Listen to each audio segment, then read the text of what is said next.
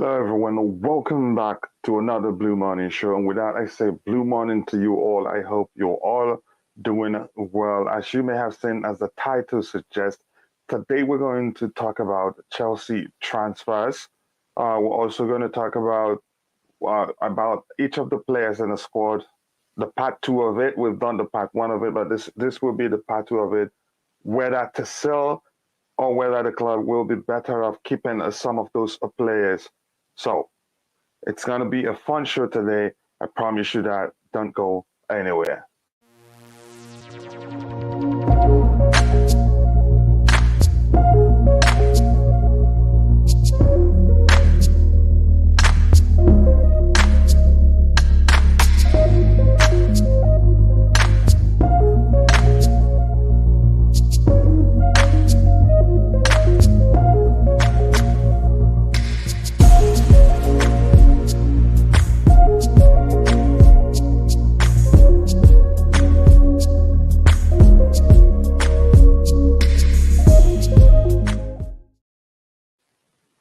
Yes, people, welcome back to Chelsea Perspective. Welcome back to the Blue Morning. So, first of all, please excuse me while I take a sip of my coffee so that I can wake up properly because it's 3 a.m.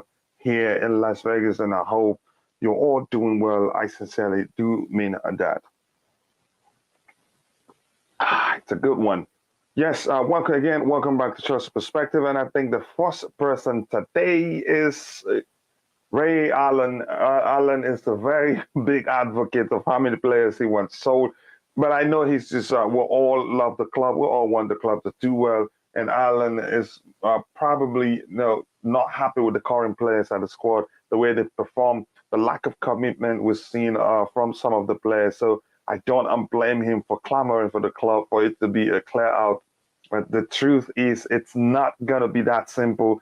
It will never be that easy. I think it will be a systematic approach because if we clear them all at the same time and bring in a new 11 or even bring in 6 new players at the same time, again, it will take time for them to gel and perform as a unit. But that's, by the way, again, like I say, as the title suggests, we will talk about whether to keep or sell certain players. And overall, we'll still look at the club's transfer activities or rumors that we've seen. And another brother here, he says, bless up Coachila. And the chat, bless up to you, my brother Bobby Fairview. Looks like I did not tag you for the tweet promotion for this particular show, but that's, by the way, you are always joining, always supporting, and you're one of the biggest supporters of this channel. So I appreciate all your support. So now, first, I'd like us to talk about the rumors that not Paris Saint-Germain, that the story that Paris Saint-Germain wants from Lukaku. I still don't think it's true, except if Chelsea would allow him leave for a very, very cheap fee, or maybe let him leave on loan to a club like Paris Saint-Germain or Inter Milan. But that's, by the way, I don't see them paying anything close to what I think Chelsea Football Club will be asking should they decide to sell him. Let me read again, continue reading what I see in the chat here. Not lack of commitment. The players are just not good enough to play for Chelsea Football Club. You could argue that for some of the players, but then again, if you look at what the game against Arsenal, the home loss against Arsenal, it just looks like as if there's no that commitment, there's no that fight you see when it's a London derby. It just seemed as if it was a lackluster performance. There's no that spirited performance you usually see from Chelsea Chelsea players when they play in the London derby. That wasn't just there. Maybe you could attribute that to the fact that there were too many changes. Usually when that happens, when you start an 11 that hasn't played for a while, usually you see a disjointed performance. But I don't think it was really a disjointed performance. It was just a lack of fight. If you ask me, not lack of, like you said. I've read that. It says Baller Boy says Malang Sarr sell and we should keep Kepa, Chalobah, Azpilicueta, Hudson-Odoi. It's not that simple. Again, Bella Boy, if you haven't, please join us on YouTube, and you will get a chance to win $25 if we have up to 100 people today. And if you haven't, please be sure to smash that like button. Let us shoot for 100 likes today. That will go a long way for the channel. And also, if you haven't, be sure to subscribe. It will help the channel grow. So again, here, I think this is spam. And Bobby Fergie says, that's old, but I am open early and I've got notification. Yeah, that's the truth. Okay, that's the truth. And I appreciate that. That goes a long way for the growth of the channel. So another news is these, the news that Chelsea, was it AC Milan, have entered the race to sign Romelu Lukaku. And that is one that I don't think it's possible. It is literally impossible, if you ask me, given Lukaku's interview, him trying to appease the Inter Milan fans with its words or something like that, and also given the fact that AC Milan, you could argue, are the biggest rivals of Inter Milan, and they also play in the same stadium. So how is that going to happen? Again, when I first saw the tweet that talked about it, Oggs was there also from Green Top YouTube channel. If you haven't, please go check out Green Top YouTube channel. Oggs' question was, this is not possible given the rivalry between Inter Milan and AC Milan. But then again, this is football.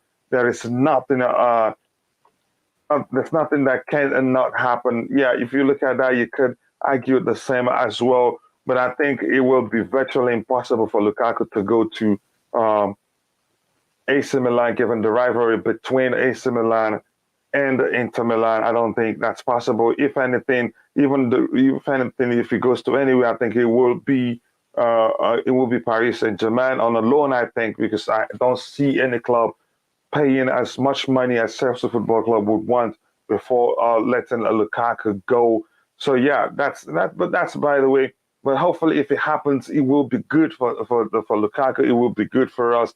Because again, don't get me wrong, because it's easy to twist the comments or critics on Lukaku to be hate. This is no hate.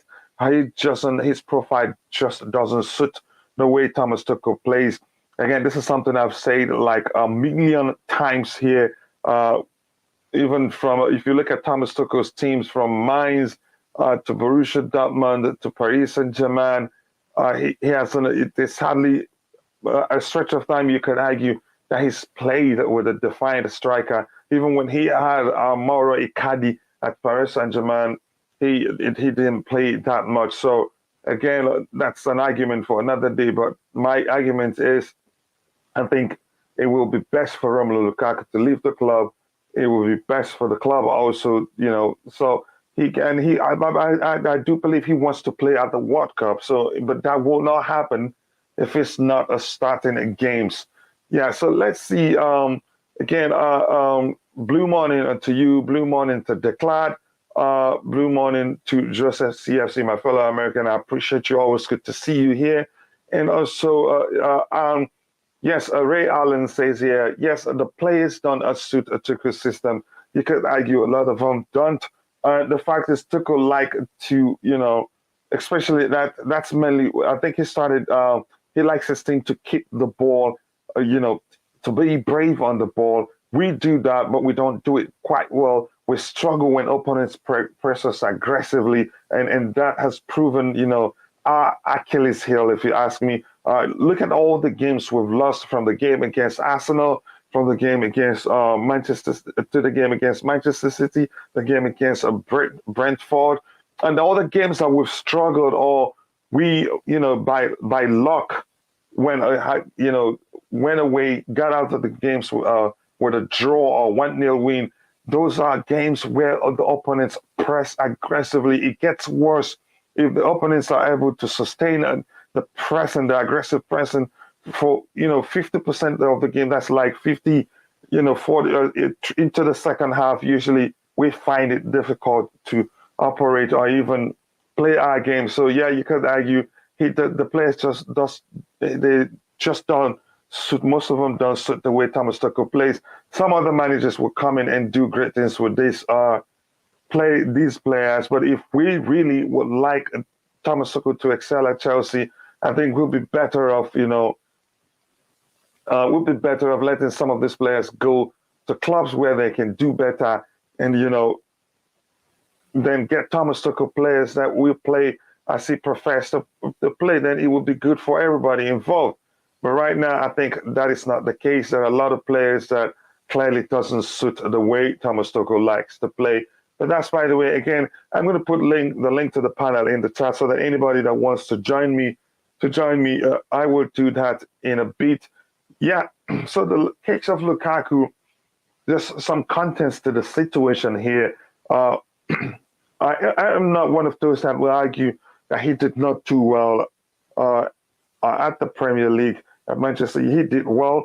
He has scored quite a lot of goals at Everton, did the same for West Brom, did the same at Manchester United. But at a point, something changed for him at Manchester United, and that's the truth.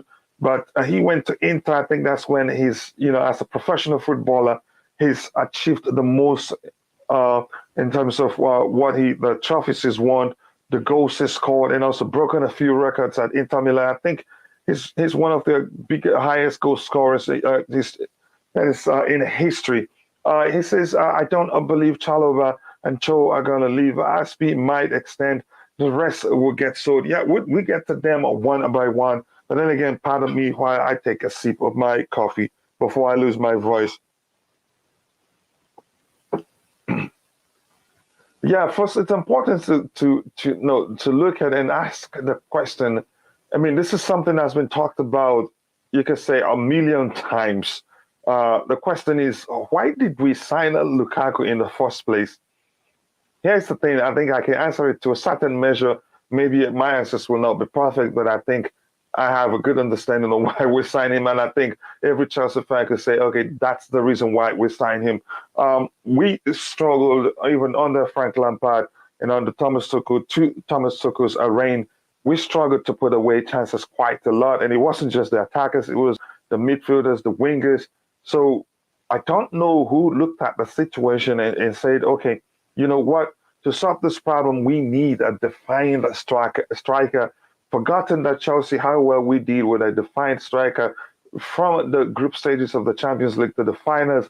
And we wanted to, from how well we did, how we made it into the top four. Somebody looked at it, not recognizing, not realizing that if in fact, if we sign Lukaku, Lukaku will end up creating more problems than solve the goal scoring issues with us. Says Lukaku was bored signing, or yeah, you could put it that way, or like the rumor they say it was Roman Abramovich's son choice, and not the coach himself. You could argue that, but I'll let you know where I have an issue. But the truth is, again, Lukaku, we should have known, or the scouts should have known, or even the manager should have known that signing Lukaku will not solve our problem. Rather, it will compound the problem, and that's exactly what's happened now. Lukaku has compounded Chelsea's problems in the sense that for us to get the best out of Lukaku, we'd have to literally, change the way we play. We'd have to literally, change our identity for Lukaku to start doing well, and that's not easy because we're not a mainly counter-attacking team. If we get a chance, we do counter, but we don't sit back and let teams come at us and then counter them. That's not what we do traditionally. We try to dominate games by keeping the ball, by outplaying the opponent, and then getting goals.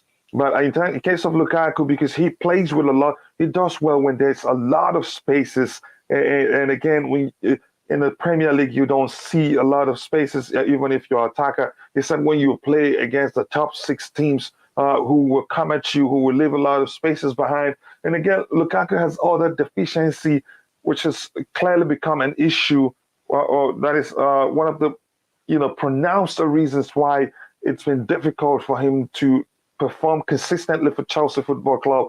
The reason, that reason being, he has some, in terms of participating in the play, he's not that good on the ball. Sometimes you can see he struggles to get the ball under control. most especially when the ball comes to him in the air. And for a player who's as tall as he is, he's not that good aerially. So yeah, I think those things becomes an issue. But here's where I have a question. It was revealed a month ago or so that yes, Thomas Tuchel was aware that the club wanted to bring in Romelu Lukaku, and he okayed it. That's where I have a problem. But then again, he must look at it at this point and see he didn't realize there's quite a lot that needs to be changed for Lukaku to start firing on all cylinders for Chelsea. But again, that's by the way, again, the fact is, no matter how we see it, whether we argue that it was a Roman son's choice or Roman Abramovich's choice or the Chelsea board's signing, the truth is there's no way the club will complete the signing without the consent, without some measure of consent from the scouting department. I don't see that happen. I think they will be asked whether this signing Lukaku will be good for the club. And the truth is, they must have said, "Oh yes, he will." If I don't think the club will go ahead and sign him if the scout comes out and say that signing Lukaku will create more problems than it will solve. And if they do that, I think the owner will listen because it is in fact their job to say, look at the player and say, look at the player's profile and say whether that player will work or not. So, but that's an argument for another day.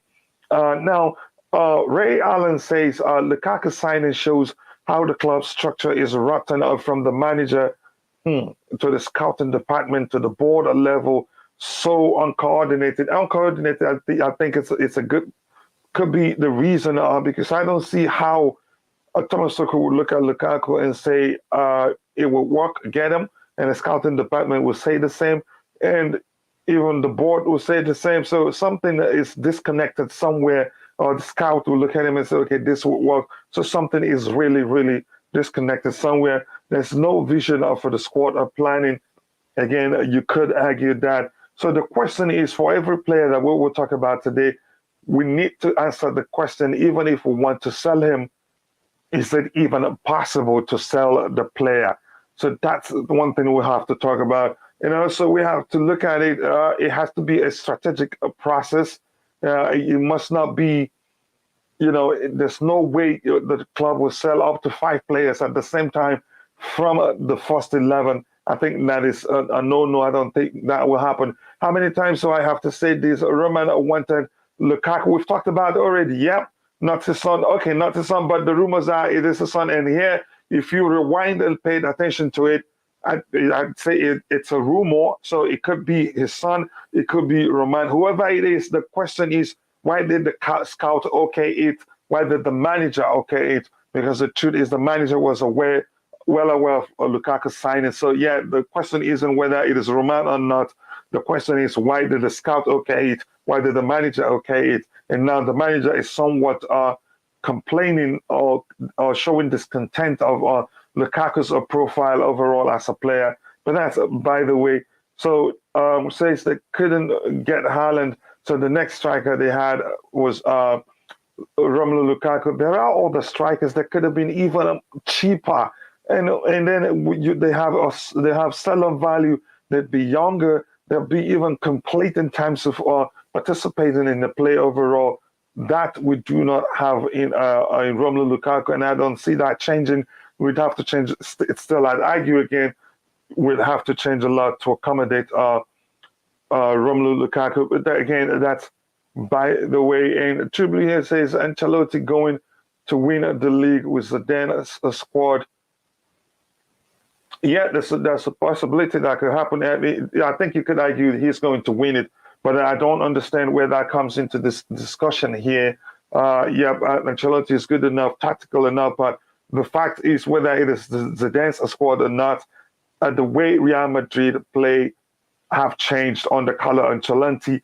They defend as a unity. They play more aggressively than they do under Zinedine Zidane. But that's by the way. Please give me a second while I take a sip of my coffee. And right now, I'm going to add the link to the panel in the chat in case anybody wants to join me on the panel to talk to the people that are watching. link to the panel. Yes, and please, if you haven't, please be sure to like the video. The more likes we get on the video, the YouTube algorithm will be triggered, and the stream will be pushed to more people who would be interested in this particular topic. And I hope you are having some fun with me yet. So in the case, like I said before, there's a way we will approach this game, this episode, and the overall keep or sell episode of Chelsea players. We must recognize there's no that possibility for even the club to sell 5 first-team players at the same time. It will be difficult for that to happen. That's more like a clearance, and you don't do that in football. If you do that, you're starting from scratch, and then we'll prioritize. Okay, what areas should the club prioritize? Is it the defensive area? Is it the midfield? Or is it the attack? It's important to prioritize the areas that the club must look to sell players first. And also, you must understand it's not just selling. Players must be brought in to replace the players that have been sold. So in the case of Lukaku, you can say we have already we do have a capable replacement that we could bring back from loan. And in the person of Mante Broya, he's been brilliant alone at Southampton, and he's more that is more complete than Romelu Lukaku is. He's good on the ball, he's quick, and also he can participate in the play. It's not just an out and out striker just like Lukaku is. And I think you could argue that Ray Allen says midfield is most important in the summer. A couple of months ago, people were saying that we would be challenging if Chilwell and Reece hadn't been injured. Now the European champions are all not good. Exactly, that's a good point too. What happened? What does that show us? If you're in the chat, tell me why you think why people say that. Let me look at that comment again. People were saying we would be challenging if Chilwell and Reece James hadn't been injured. Now the European champions are all not good. Again, there's a lot to it. Again, that brings to mind my argument is always the problem at Chelsea is having 111 and the other 11 being all backups. I think that is dangerous. I'm not saying we should sell our whole player. I'm just saying we should watch how we recruit our players. I think we should always go for players that you could say are all starters and not just buy players for the sake of having them in the squad as backups. I think that's dangerous. What happens if the starter gets injured? Then we have a backup for his replacement, which lessens the strength of the team, lessens the quality of the team. So I think that's what shows what's the huge difference between Chelsea Football Club and Liverpool, Chelsea Football Club and Manchester City, where they have all starters, where they have all players, competing for places, and then whoever does well, does better, starts, and that keeps every starting player on their toes. So it will be difficult to see any player underperform. But at Chelsea, it is not like that. Whoever starts, even from the goalkeeping department to the attacking department, we have starters and we have backups, and that is a big problem. And with this comment here by Alan says midfield is most important. I think if you look at the situation now, I don't think the midfield is the most important. I think we could do with the midfield as it is, given the chances of the fact that Conor Gallagher will most definitely come back to the club, and there's a chance that Ethan Ampadu could come back. I think, but Conor, most importantly, you could argue, it has what it takes. Has the potential to become a world-class player. He's already showing that potential. But in the defensive area, if you look at it, we have a serious problem because Azpilicueta is no longer. He's not that young anymore. Andreas Christensen will be leaving for Barcelona. And also, if you look at the other situation here, we're not sure whether Rudiger stays or not. Even if he stays, we have only Rudiger and we'll have only Rudiger and Thiago Silva as the two specialized, center backs. But then again, yeah, we have, you could say, Cezar Azpilicueta can play in the right center back position. Reece James can play there. But Reece James he's better off in the right back or right wing back position and not in the right center back position. That is just wasting his talent whenever you deploy him there. True Blue says a couple of months ago, people were saying, okay, I think I've read that. And Ray Allen says, Broya is good and more complete, but he needs a regular game time. Maybe another season on loan, then bring him into the first team. Here's where I have a problem with that. And if you do that, believe me, I think the kid would be looking to leave the club, to palm and stay wherever. It maybe stay at Southampton permanently. I think Broya comes back. I don't think he needs another season. I think he's good enough to be part of the team.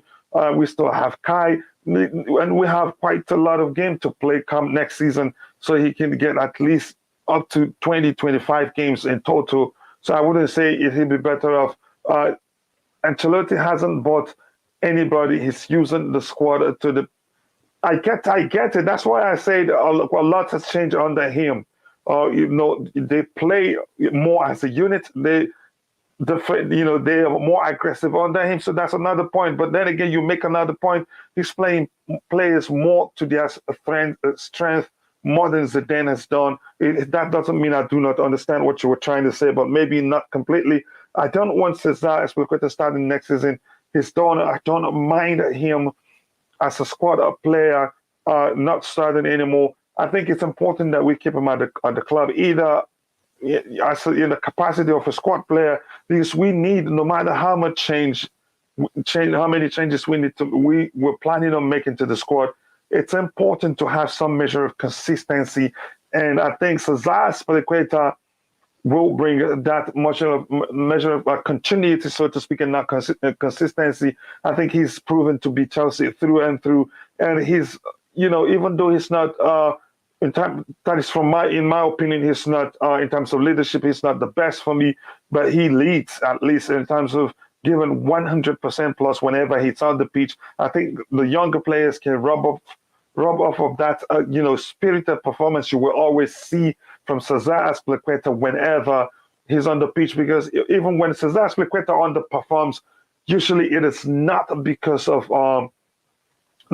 lack of commitment. It will be because he's tired, because he's been overplayed or something like that. But that's, by the way, we're still on Lukaku. Remember, he says, coaches at Chelsea play Aspi has been a frustration of mine.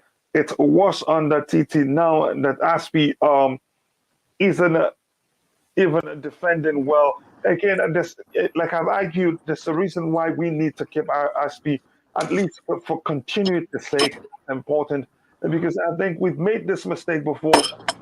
You could argue through this, no matter how good of a team this collection of players we have at Chelsea Football Club, no matter how good you think they are, I think they lack something, what you could call spine. They lack that spine that we had in the era where it was Lampard, where it was Mikhail, where it was Ramirez, when we had Balak, Didier Drogba. I think this team lacks that spine, and that's a huge problem. So you could argue the reason being the transition then from the round, you could argue from the Didier Drogba era to the era of the Oscars and the newer generations, when we started to change our style of play. I think what we lacked was that continuity in terms of the spine of the team, in terms of the identity, in terms of what defines Chelsea Football Club. I think that was lost during the transition between the Didier Drogba era to the younger, newer generations, where it was clear Roman Abramovich wanted managers who would play a more entertaining football. That we weren't able to to pass on that great, that spirited performance that you see from a Chelsea team, that metal spine that you see that we all know Chelsea for, and I think we haven't actually gotten it back. But that's by the way, I want to bring in Nick. Nick, welcome to the panel, brother. How are you doing? Yeah, morning everyone. Yeah, I'm all right. Just having a coffee like yourself. Brilliant. Coffee is important. Yeah, yes. So we're doing the players again. Yeah, because we have so many players to reach, Yes. to talk about. But Yeah. I want to start by asking you, because Aspi will be the first person we will talk about it. I had to speak about Lukaku because there was a Yeah. news that AC Milan has joined the race to sign up Romelu Lukaku. So the question I have with you, why is it that Chelsea, weren't able, the club was not able, to pass on that great, that spirited performance, that never die attitude, that never Attitude. die, you know, Yes. that commitment that we had in the era of Didier Drogba, Mikel, Yeah. Makalele, all those guys. Then even Everyone. if Yeah. you score first, you're never gonna, you're not sure you've won the game until the man in the middle blows the Yes. whistle. Yeah, and if we score first, we hardly concede goals. Why do you think we were not able, Yeah. to get to, that Yeah. I see what you spirit mean. not transferred to the subsequent generation of Chelsea players? Yeah.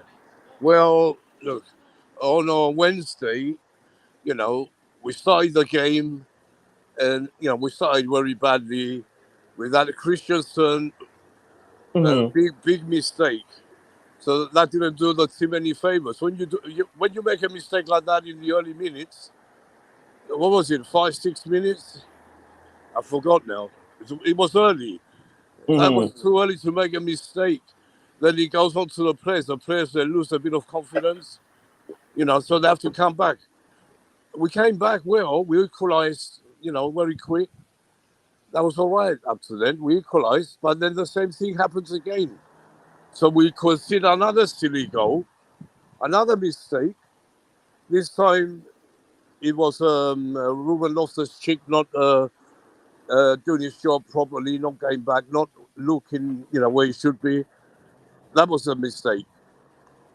So then we come back again with Aspie's great goal. I thought we are going to go on and win that game. When it was 2-2, I thought, no way we're going to lose this game. Now it's going to be 3-2, 4-2 to Chelsea. But no, we didn't fight, like we usually do. We didn't commit, for a London derby. Hmm. It It all didn't went look wrong. like it Wait, did not wait, let even me look like finish. we're playing. Go ahead. Go Yeah. ahead. Hmm. Wait a minute, coach. Yeah. And, we just seemed we didn't fight. The players weren't fighting. Like Mason Mount, Rhys James, rather, Rhys James was in the wrong position. That was a very bad mistake by Tuchel to play, Rhys James there. He should be on Hmm. the right wing back. He Hmm. always plays better. Yeah, that's his position. And another mistake was putting Sarr at the back. The Hmm. guy is not ready for Chelsea. Every time he plays, he makes a mistake. You know, Hmm. I didn't. Sometimes he had one or two good games. I really praised him, but he's not for Chelsea level. He wanted to rest Silva. He wanted to rest Havertz. I understand that, but Hmm. the team what we had out there, they're all professional, big players. They should have fight for the match better, but they gave in. The problem is we gave in. So when Arsenal were winning 3-2, we just gave in, and no fight at all. No one was playing well. Even Mason Mount. People said the other day I saw someone give him an 8. How can Mason Mount get 8 because he made that pass? That's a normal pass he has to do every game. Now he's special. That was Aspie's run and great execution. What was great about that? It wasn't out of the blue pass or something. So how can you give him 8? Every player for me was below 5. Only Werner had a 7 for me. Mendy, he had a free for me. He wasn't no good. Every single player, as for the average, every player was below average except for Werner. That's why we I think, lost. hopefully we'll talk about the game. Let's start by the first player we want to talk about today. And I want to welcome my brother from the medieval land, Tobago. Welcome to Chelsea Perspective. How are you doing? I hope your family are coping well with the loss of your stepfather. How are you doing, brother? I'm good, guys. How are you? Brilliant. I can't complain, brother. And we'll talk in private later. And I appreciate all your support and you finding time to join on the panel and in the chat all the time. That shows you have some good love for your brother's channel, don't you? Always. Yeah, big love for Chelsea Perspective. Yeah, just like Nick too. I appreciate you. Now let's start by talking about the first person. We'll take them one by one as the lineup from the left to right. And again, I am not I'm not leaving out anybody's comment in the chat. There are some comments I'm highlighting, especially some great inputs from True Blue. I want us to talk about, to address, and I'll go back to the chat because this is an interactive show, by the way. Tobago, let me ask you, do you want a Chelsea Football Club to keep or sell Cezar Azpilicueta? Whatever your choice is, can you say, I have my choice, and I think I'll get a chance to say why I want the club to keep him or sell him? To be honest, I think if we have a better replacement for him, like who can challenge Rhys James' position, we can sell him. But if you're going to bring in a academy player like that guy Sterling, then no need to sell Azpilicueta. But me personally, to be honest, we need to give young players a chance. We need to refresh our squad. So if Chelsea should ask me, should we keep him? I'll tell them, no, let's just give this guy a farewell, and then he goes to Barcelona.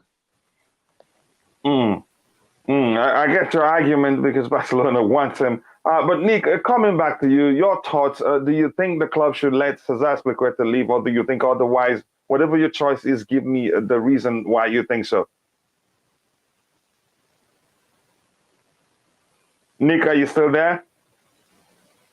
Yeah, I was on mute. Yeah. Okay, go ahead. Look, he's got another year. We've given him another year, and he deserves it. He's a legend at this club, don't forget. He's been here over 10 years now, and he's our captain and leader. And you can't blame Aspie for the loss against Arsenal. He was in the wrong position as well. So no, it's not really about the loss against Arsenal. We just won overall. Yeah. Overall, no way. You still Aspie.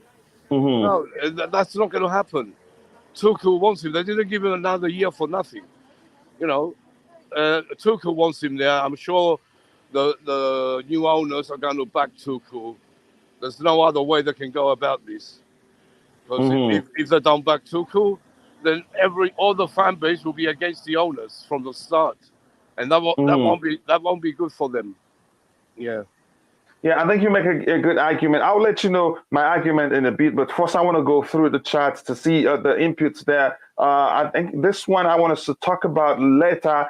While again, even if Lukaku won more than Broja in 3 games less than he's been injured and had COVID. Again, we expected more from Lukaku if you want to make that argument, but we'll come back to that.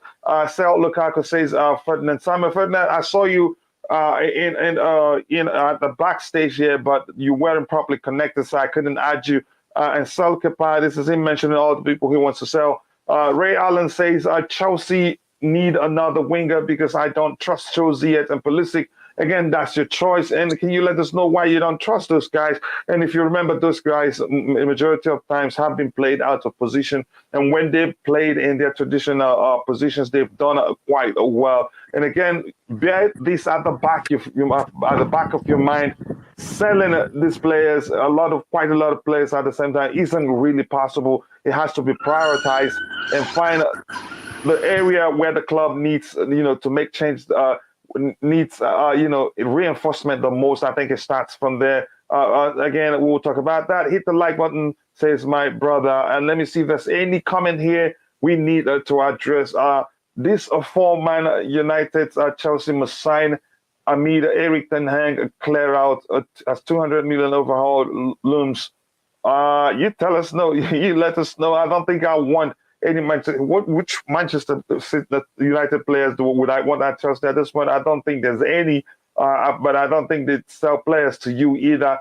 We need a DM more than Pogba. I need to go for Pogba after signing a DM first, but I see Pogba going to Real Madrid. Even I think he goes to Real Madrid. Real Madrid has always been Paul Pogba's preferred destination and not chose any other Premier League clubs. And Paul Pogba again is he comes with more baggage than what he offers. I think he's arrogant to a certain measure, if you ask me.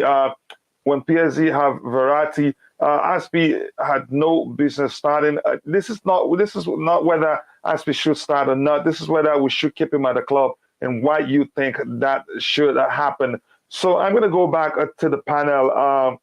Tobago, before you've given your opinion on that, and I think Nick has said why he wants Aspi to stay. I'll come to you, Ty. Welcome to the panel, by the way. Let me know, do you think Chelsea should keep Cezar Azpilicueta, or do you think they should let him go? Whatever your choice is, let us know why. Okay. The first thing to note is the first, and I think this is pretty obvious. We need a new right back for sure, because he's 32 next season. So basically, that is enough to say that you can't be having a player who won't be able to play game after game should things happen to James again, because we've already established that James is the first choice. Now the issue for me is that Aspi got that that clause, that push, that immediate extension. But at the same time, that can be looked at as an opportunity to sell him. Now, I'm not saying that I think that Aspi isn't good enough to stay at the club, but I think that the best option to do right now is to get ahead of time, get a right back in who's younger, who can actually compete with James. Because realistically, Aspi is not competing with James because he doesn't have the ability that James has long term, because he doesn't have the feet anymore. He doesn't have the ability, to be the offensive player. We saw it against Arsenal. I know we don't really want to mention that, but I mean those little details like that, him not being able to offer what James has been offering, it's enough to feel for me that you need to get someone who can compete, because we need competition. And it's like we were saying with other positions, the goalkeeper positions in the past, you need competition so that reduces complacency, because when you think that your place is secured, it is when you sit back and you relax and you think that, oh, even if I drop a poor performance, I'm still going to be playing. And that is with Alonso right now, because Alonso has no competition. And I think everybody knows this. At the beginning of the season, Alonso was doing quite well, because Chilwell was still being gradually added back because he hadn't played football in months. So he couldn't just play immediately. So as soon as he got injured, we realized that Alonso, his performance dropped, because he knows that no matter what happens, he's still going to be playing. So with Aspi, I respect Aspi. Aspi is my favorite defender, but I think we need to get ahead of time, find a quality right back, and that's the first thing to do is to sign one, and then we let Aspi go. I don't want us to sell Aspi. So and then, you don't see any reason for the club to keep Cezar Azpilicueta?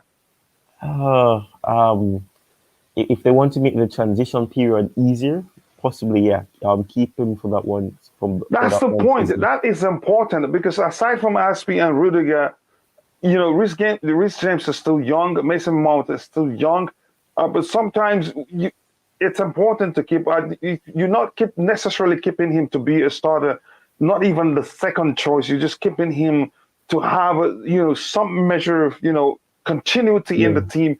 And if you remember, if I ask you this, Ty, I know you remember quite well. I think the problem we had, since after the generation of Didier Drogba, Frank Lampard, John Terry, we haven't had a team that has a strong metal spine like that generation.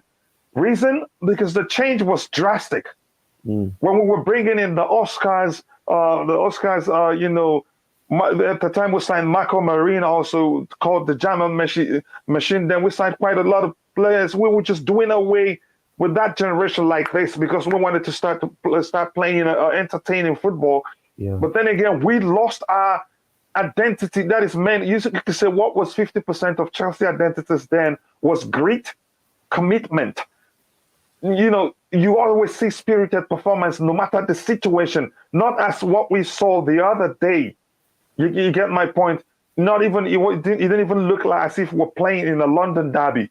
So I think I'm not saying that we should keep asking for him to be a starter. And if you can keep him and manage him so well, every now and then he'd give you that kind of performance that he gave in the Champions League final. It's just to manage him. I don't mean to come across as if I'm challenging you. We're having a debate here. No. You make valid points. Exactly. And that's the key thing. I'm not saying that we should sell him because he's not good enough anymore. I'm saying that we need to. And you made a valid point about with that generation of players. And I've always said that we haven't replaced them, but at the same time, you can't really find quality replacements for them because the mindset and the attitude that new players have right now is that I want to be the most expensive signing. I want to be this, and they develop this arrogance before they even perform to a level where you can say, yeah, this arrogance is justifiable because they're doing the job. So it's difficult. And players like Drogba, he had a rough, background, and he had things like, and that's what you see with players like Sadio Mane. He's doing quite well right now, but he doesn't forget where he's coming from. He knows the struggles he had to go through, and that's. And I always use this example: the people who struggle the most, those are the ones that tend to strive, and they don't forget the past. And, those are the players that were actually quality, and we didn't replace them, but at the same time, either our scouts weren't good enough, or it was a case where you couldn't find those players because those players were either at other clubs and they were tied down to deals, or simply it was a case where you can't find those players because they don't make the players like those anymore. They don't make Lampards anymore. They don't make Drogbas anymore. Any striker right now, they're not going to be offering what Drogba used to. You'll see people who come close to him. They have the IQ to get past players and things like that, and to make those rash decisions that could lead to goals. But you're not going to find that consistency that Drogba had, and that's the unfortunate thing. But players like Terry as well, he would give everything for the team, and players like that. But you don't have that, and like you said, the 50% of the identity was grit and those type of things, and it's happened, and especially after we won the Champions League the first time, we lost Drogba, and we had to bring Drogba in because we needed to build the identity back in the attack. And that's the reason we brought him back one last time, and he won the league with us. So the thing is, we haven't really done it because as soon as we won the Champions League, we lost Drogba. I think Kalu left as well. I may be wrong. And then we had Oscar coming in, we had Hazard coming in, and we had those players like Aspi who was. Yep, and we were letting go the veterans in the teams like this. We didn't even consider keeping a few in. That would have been important. But go ahead. Yeah, and that's the thing, which is why I'm saying the point I was making about Aspi and taking opportunity is because we need to be building for the future. But I'm not against keeping him, so the transition period is easier, so you can teach. And that's the same with the midfield. But we're speaking about Aspi, and I don't know if he spoke about the midfield, but I think he probably have. But it's the same. You need to have that player who can make the transition period easier, and that's why it's important that we have Silva. Silva came last season, but he has the identity and he has the attitude of helping players to reach their potential, and the players are already saying it, that he's helping them, that he's teaching them, and those and I keep saying this, when players like Aspi and Silva retire, the new generation is going to be an issue if you don't have those teachers. And that's why you have mentors and you have mentees, because the mentors are there to help the mentees to develop the attitude to perform or to get to the level that they need to get to. So the issue is that if we keep Aspi, it's for the sole reason that he's going to be a squad player, and I think he's fine with that because he understands it, and it's to make the transition period easier so he can help the players get there. And he's a supportive person. I mean, look at what he's been doing with Kai Havertz. He's been supporting him. So you need that attitude, and you need that captain, you need that leader. People say that he's not really a captain; he's more of a leader, and I agree with that. And, he may not be vocal on the pitch, but he's vocal, in training and things like that, and that's what people don't know about because they're not there. So keep Aspi as that player to make the transition period easier for whoever comes in, because he plays as a defender and as a right back, probably the right back, as a centre back, and the right back is the correct term to use. So he will be a supportive player, and people want Kunde. Kunde is the same height as him. Kunde has some type of versatility as him. He can play as a centre back and he can play as a right back. So if you bring him in, you can assist him as well, because he'll understand the demands that are necessary in that position. So keep him as a transition player, to hope the team get to the level that they need to get to. Yeah, I think you make a very good point. I was actually one of those that said maybe it's time to let him go. I even made a video on that. But looking at it, I think it's important that he stays, most especially now that there's a chance that Rudiger leaves the club. I hope that doesn't happen. Aspi is Chelsea through and through. He's won everything, and the younger players can rub, or the new signings in the future new signing can rub off of his, that Chelsea spirit from him. Look at, for instance, after the game against Arsenal, how he was talking to the fans. He wasn't really quarreling with them. He was just, something like, keep it going. It's just, it doesn't, that spirit you see from a true Chelsea leader. To me, again, I say we keep him, he's important for the transition period. And again, if you haven't, please go check out Tide Talks, a CLC, great channel, great content. He's a kid, but he understands football very well, especially from the perspective of Chelsea Football Club. With that, I'm going to go through the chat, and then I'll come back with Tobago with the question before I go to Nick. This one here says, Aspi stays, man. Man's a veteran. He's been here and involved in the most successful period of Chelsea Football Club, has had a club. We need him to show the other defenders what it's about, even the whole squad, what it is about to play for Chelsea Football Club. I think at one point that part of Chelsea was lost, but I think we have academy players who help bring in that spirit. But we also still need Aspi there, who's won everything, who's been part of the previous generation, and now he's still part of this particular generation of Chelsea players. Never mind what you expected of Lukaku, not my point. Him and Broya, comparably same result. You made the point. Titi's playing system. Broya would still be in his 20s, but the stat, that's why I like your input here. Great input there. You make a great point. But do you think, if you're still there, True Blue, do you think Broya's age will be an issue? To me, I would say no. He plays like he's experienced enough to be part of that squad. Michael, welcome to the panel.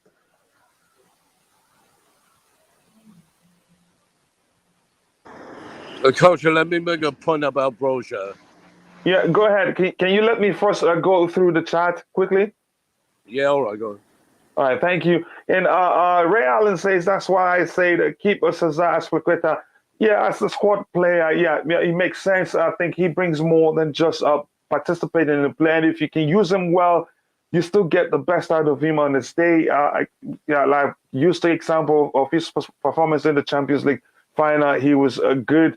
And this is Chalobah Terry played with Oscar, etc. Yep, but at the point we were phasing them out, like we would say in a manner I didn't think was good. He only played with Jogba. Only played with Oscar when he came back for that one season, and that's when he took his number 11 shirt back. That's the only time he played. So it took 2 seasons before he played with him, and that was too late. Mm-hmm. So again, no matter how we see it, I think the change was a bit too drastic than it should be. They are earning wages too high. Chelsea shouldn't offer high wages for new players because they have not proved. They're not Chelsea. I get that. They come here thinking, "Wow, I am earning a lot of money without doing anything." I think that's another thing that you can look at. Most of them mainly don't care whether they play or not. I think that's especially true with the so-called deadwood. They earn quite a lot of money that they wouldn't want to lose that by going to. And most of them are at the ages where they don't care so much about their international career and don't care whether, they go to loan to another club or not, and they don't take a wage cut. So Nick, come in, whatever you want to say. You wanted to say about Armando Broja.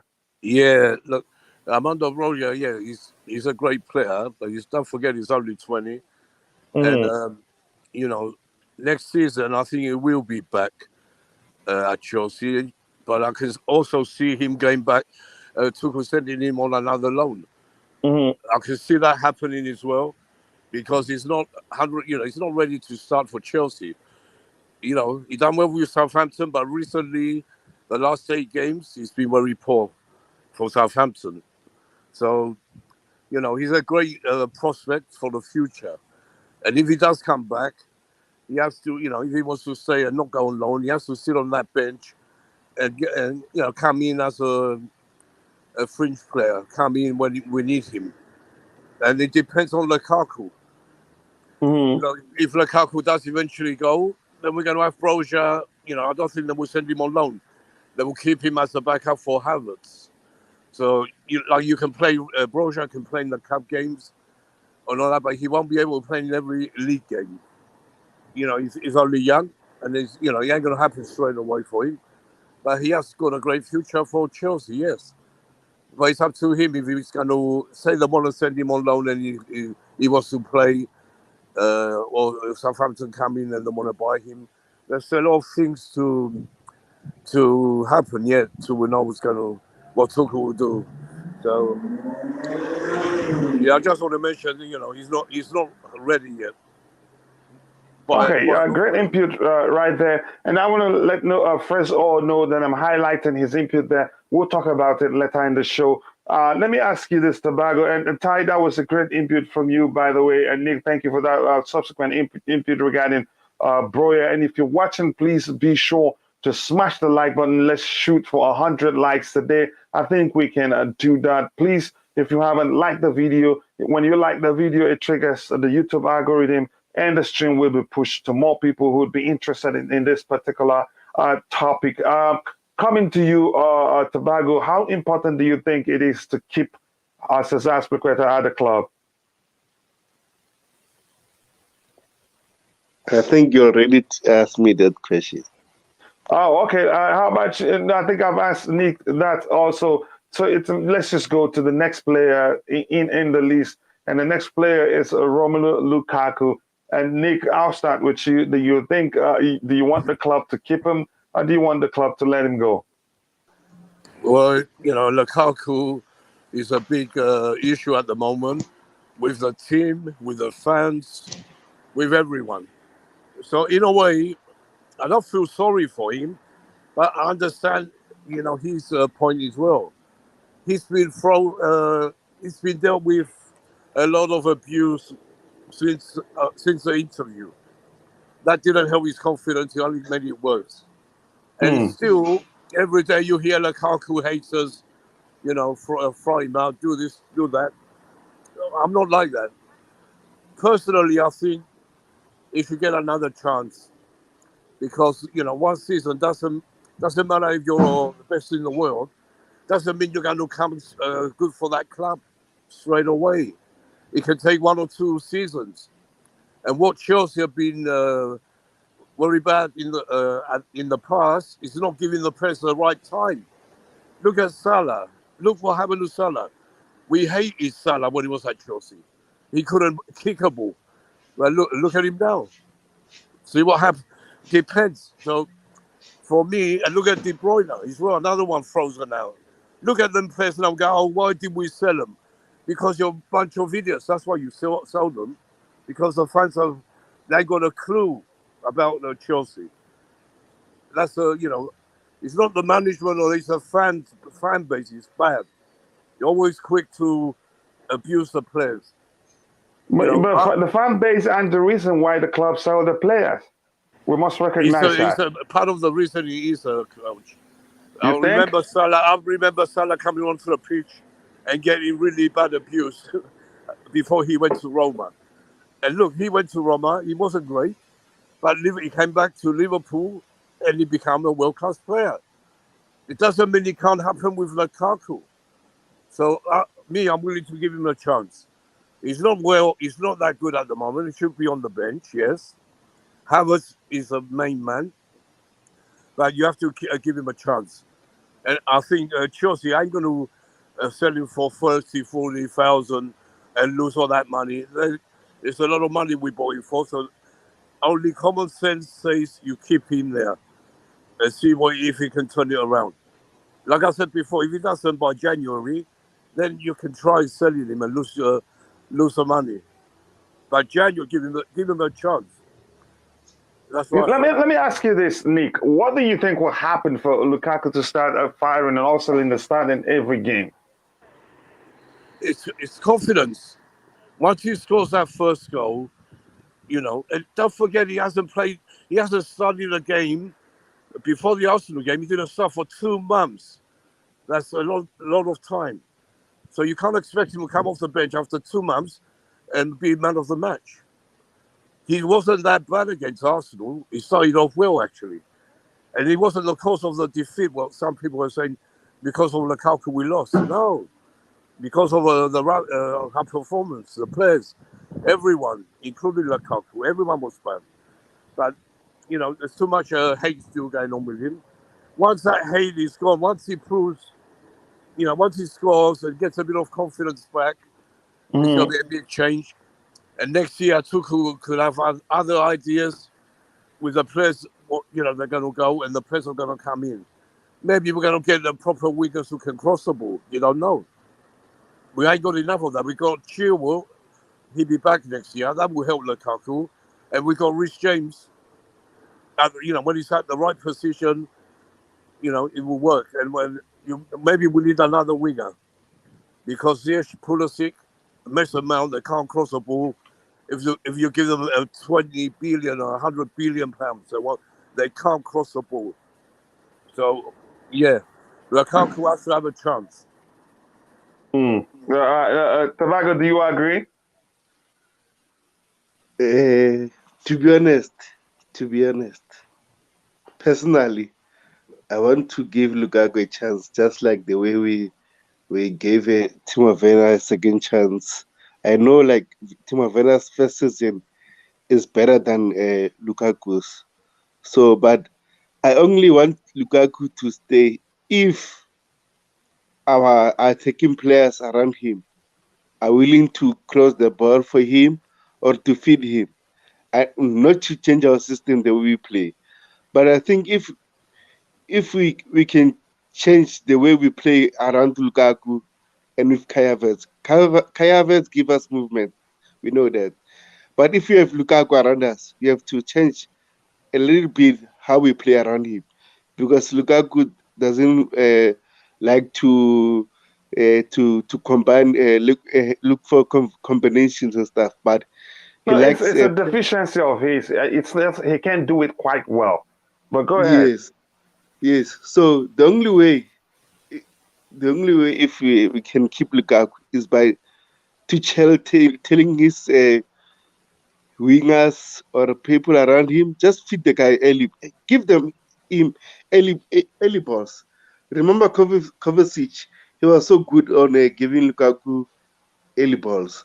So unfortunately, I don't know if we don't have those kind of players, or the players don't want to pass Lukaku early. For example, always when Alonso is playing with Lukaku, Mm-hmm. Lukaku calling for balls, he just played the ball backwards most of the time.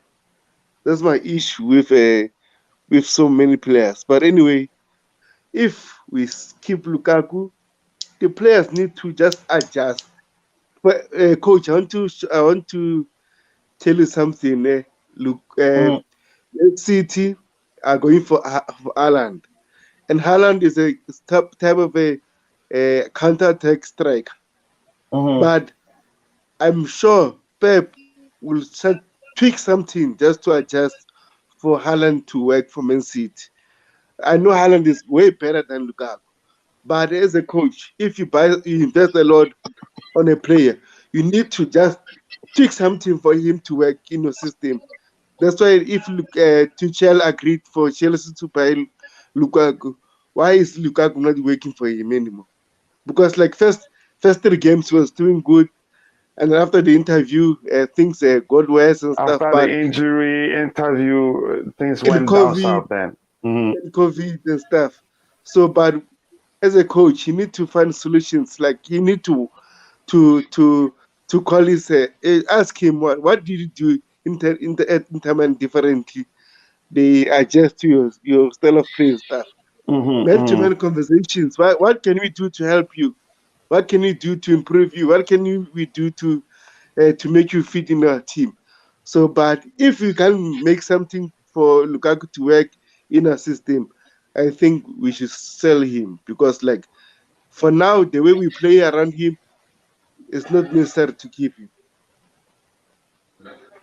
Yeah, I think again we shouldn't keep him if it's not working. And again, I'll have my say, but I want to quickly go through the chat, and then I'll come back to Ty, and then Michael, and then King.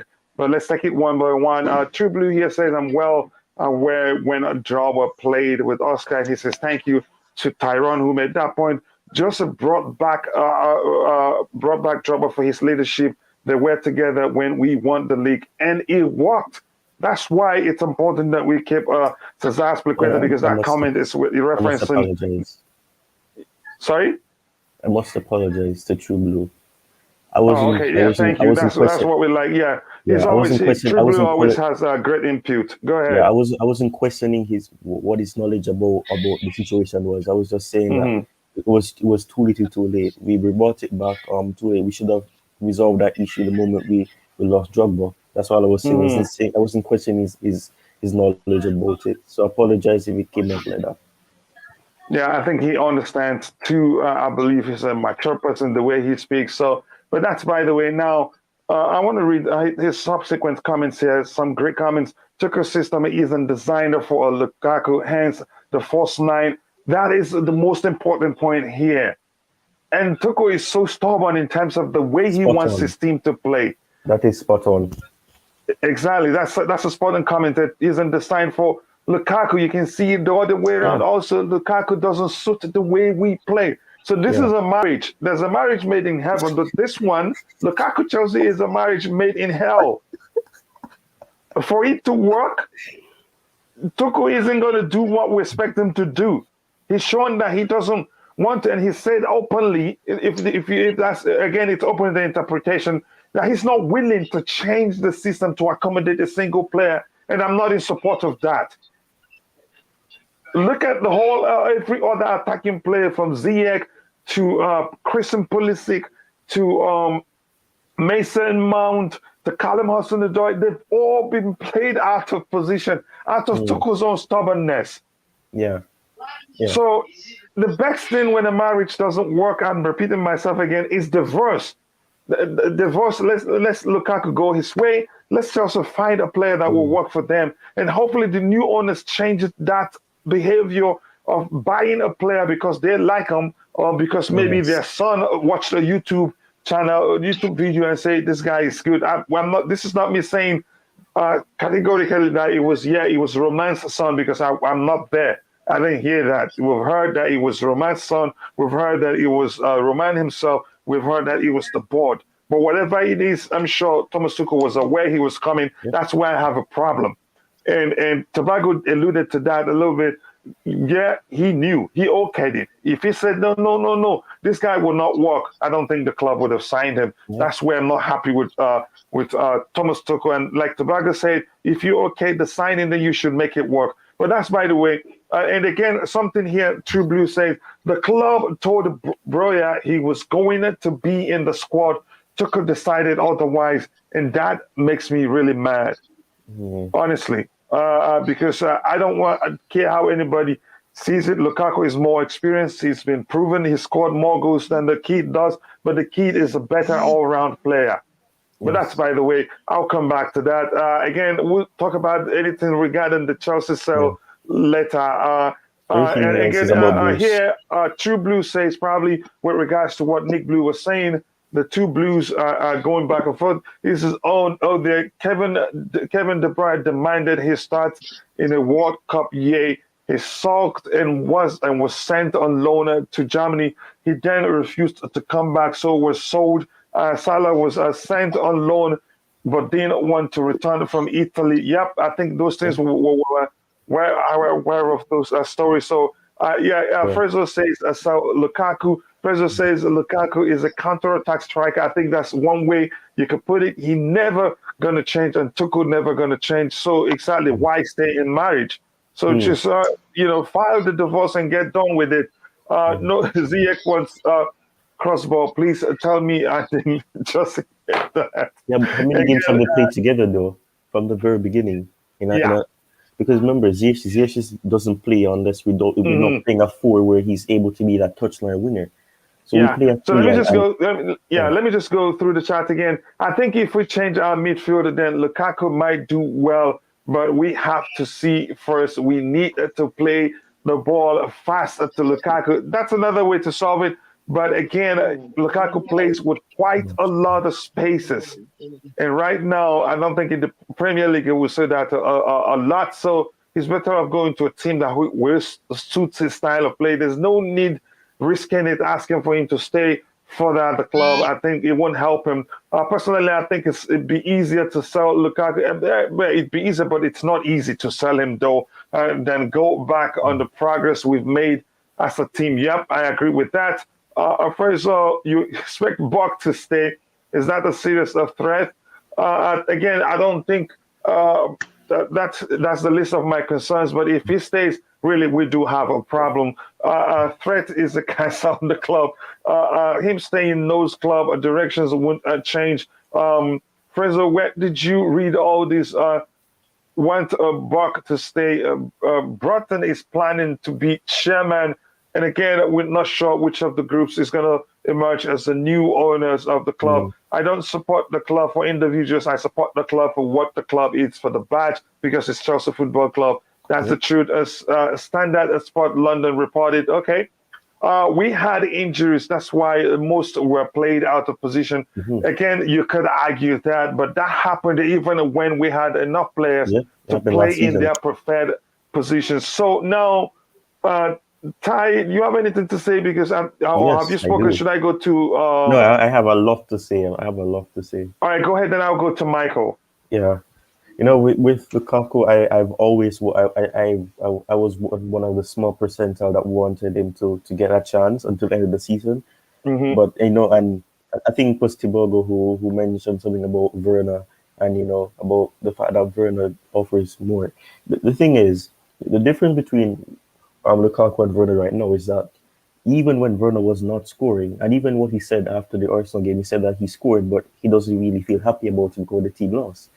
The attitude that he has is that, yes, good things may happen, but at the end of the day, it made little difference because we still lost. The fact is, even when he wasn't scoring goals last season, he was still trying to work. He was still trying to do something, and that's all. If you can't do something, if something's not working for you, at least try still. If it doesn't work, then you still try, and that's what he was doing. And he's starting to perform better now. With Lukaku is set in one way, and I've said this in the past as well. He's been spoiled by his managers. When he was at Inter, Conte made the system be surrounded around him. He didn't ask for a lot from him because he had the runners, they had the players to do what we don't have, and that is to come deep, work the ball, and you'll see that with Lukaku. Sometimes we come deep to collect the ball, make a pass, get into the box, and then put the ball in the back of the net. That's what he did at Inter. For me, I've said this numerous times, with Lukaku, when I heard that we were in for him, I was like, okay, then maybe we're going to be tweaking certain things, because I knew that Lukaku, and this was because I was watching Inter Milan during the rough patch we were having under the former manager, and it was good for my health. So I started to watch the Italian league, and I realized that Lukaku plays a certain way, and I was like, okay, this is going to contradict what we're trying to do here. And even what True Blue said, we don't play with the system. And I don't know if you remember this, but when I was on CFC for him stream, with everything, DJ was in the chat and he was saying he didn't agree with me, and I was saying that the way that we play right now, it doesn't suit a center forward per se. That's why we're playing with a false nine. And even when you go back to the clubs that Tuchel was at, the players that he had in the centre forward roles aren't really a target man. Aubameyang can play wide. Mbappe plays as a general forward. He isn't a target man. Mm-hmm. So you have Ousmane Dembele at that time. He brought Pulisic in as well. You had players like that who weren't really centre forward, players who you can say are target man. And that's the thing. And the argument I was receiving was that we're going to be changed the way we're playing. And if that is the case, I don't know. Is Lukaku going to get an opportunity then? Are we going to tweak it? But for me, I've always said that why tweak what helped you be successful, and we won trophies using the system we are playing right now.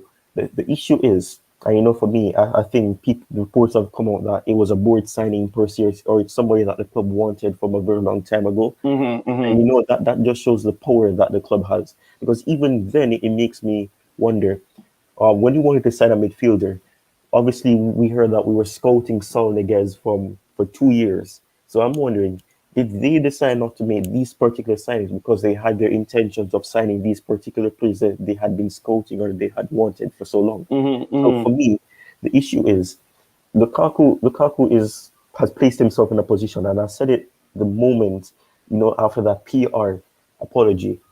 People wanted an apology, they got it. I said that he's apologized publicly, but has to apologize on the pitch.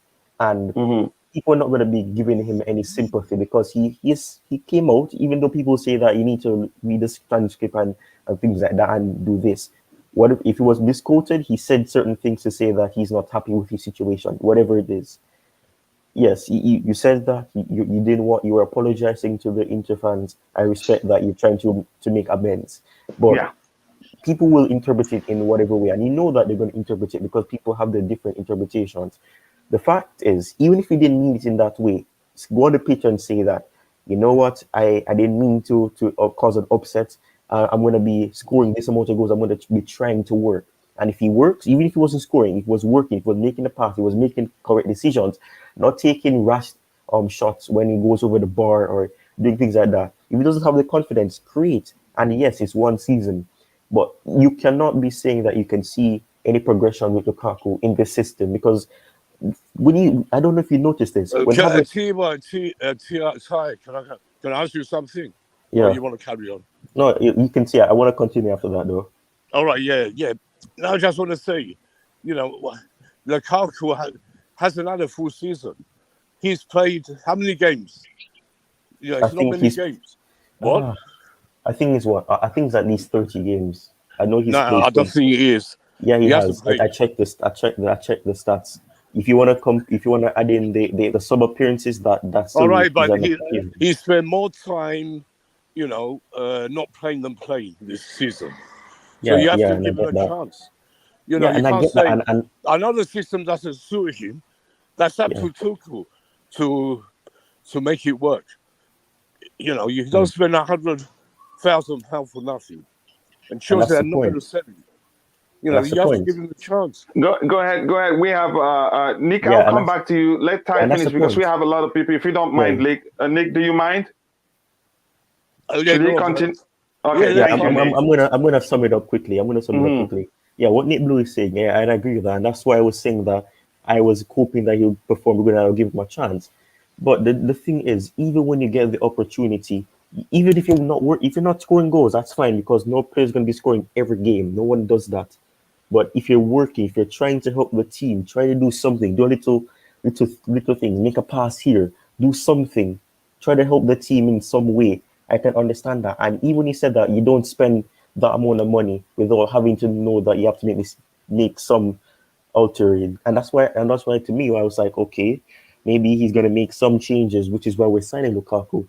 But the fact is, we still persisted with playing the way we're playing, and to me, it makes no sense. Why sign off on a player if you know that he plays a certain way? And to me, that is so strange. But what I was trying to say that with Havertz plays, you can see that he suits the system more because there's more fluidity there, there's more passing, there's more him coming deep, trying to play, and the reason for that is he's not a forward.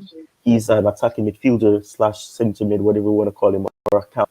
So even he's playing, it's like we're playing a certain way, and he looks distant. He's on the side, and we're playing the way we're playing, and he's isolated. Basically, that's the situation. He may get into pass, and I think Nick Blue mentioned about Kovacic is making those passes to him. And it goes back to last season as well. When Werner was not scoring goals, the players were not confident to make passes to him because they're not sure if he's going to score goals. So even when he was making those quality runs where he could have led to a chance, they were going backwards.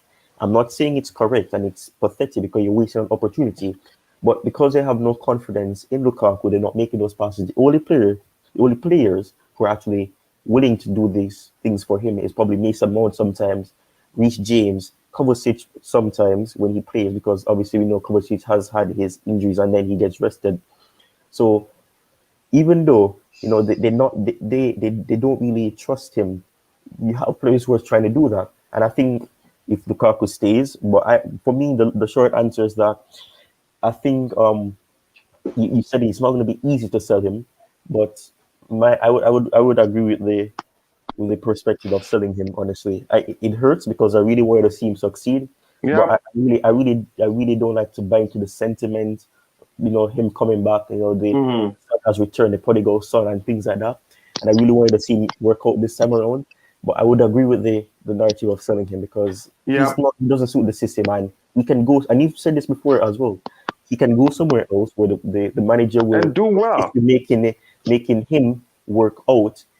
So if he goes somewhere else, he can score because you said it. He's a good player, but he just doesn't suit what we're trying to do here, and that's Yeah. why from the very beginning, the signing should have never happened. We should have waited until next season, and then try to build something with a false nine still, because that's the way we're playing right now.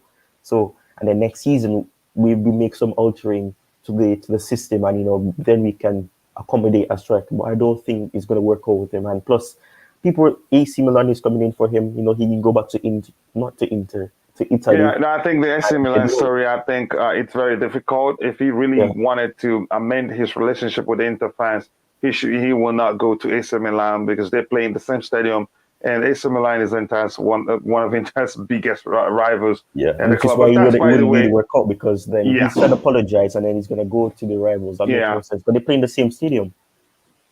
Yeah. So thank you very much for that great input, Ty. I know Michael haven't spoken. I'll go through the chat and I'll bring Michael in, and then King before I go to Nick again. I hope Nick understands. And then here we have what makes you so mad in the fact was told. Yeah, it makes me so mad that Broya was promised us he was going to stay at the club and then Tuchel decided otherwise. I don't think that's good. And now it's going to be difficult convincing the kid to want to come back and stay at Chelsea. But that's, by the way, we'll talk about the loan players that we should either bring back or let them go. And with that point, I want to say, please, if you haven't, please be sure to like the video. The more we get, the more likes we get on the video, the more the Google YouTube algorithm will be triggered, and the stream will be pushed to more people who would be interested in this particular topic regarding our beloved club, Chelsea Football Club. And if you haven't, also be sure to subscribe to the channel. That will go a long way. So now let me go back again and read some comments here. That's from Trib. I've read that, and here he says. Limitless. If players injured, change the system. Don't put a square pegs in round holes. He changed the system 3 times versus spots in cup games and away to Real Madrid. Again, it's important to note that. Let me bring back Tobago here, and it says it's one season. We cannot just sell him. He costs us so much. Again, that you could see it that way, but then again, staying doesn't help him. So he would want to leave too because it's the World Cup year. We still owe. Hey, this makes sense. We still owe Inter Milan 71 million. Send him back. Swallow the 28 million loss, or be more adaptive system wise. I think that's a good argument there. It makes sense. Every time we get a player, if it doesn't work for half a season, our fan base comes up with sell the player. But in this case, you can see there's a lot more problems there, and the manager has signaled that he's not willing to do what it could take to solve the problem. And again, the player himself doesn't look like he wants to be here anymore. Not his fault entirely, because the fan base is turned against him. So he would want to leave too. So if he gets a chance, I think he will leave. When it's not our money, we say sell.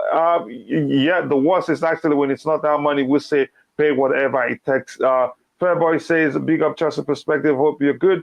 Big up to you all in the panel. Big up to you too, Fairboy. And if you want to join, we have the link to the panel in the comment section pinned at the very top, because 100 million, you just cannot move that out easily. Yep, it makes sense. That's why one of the reasons why it will not be easy to sell Romelu Lukaku. And here, I get this not playing well, but keep him again. The question you should ask yourself here is that would he want to stay? That's a big question, because he wants to be at the World Cup, and if he doesn't play that much, I don't think he'll be picked to represent Belgium.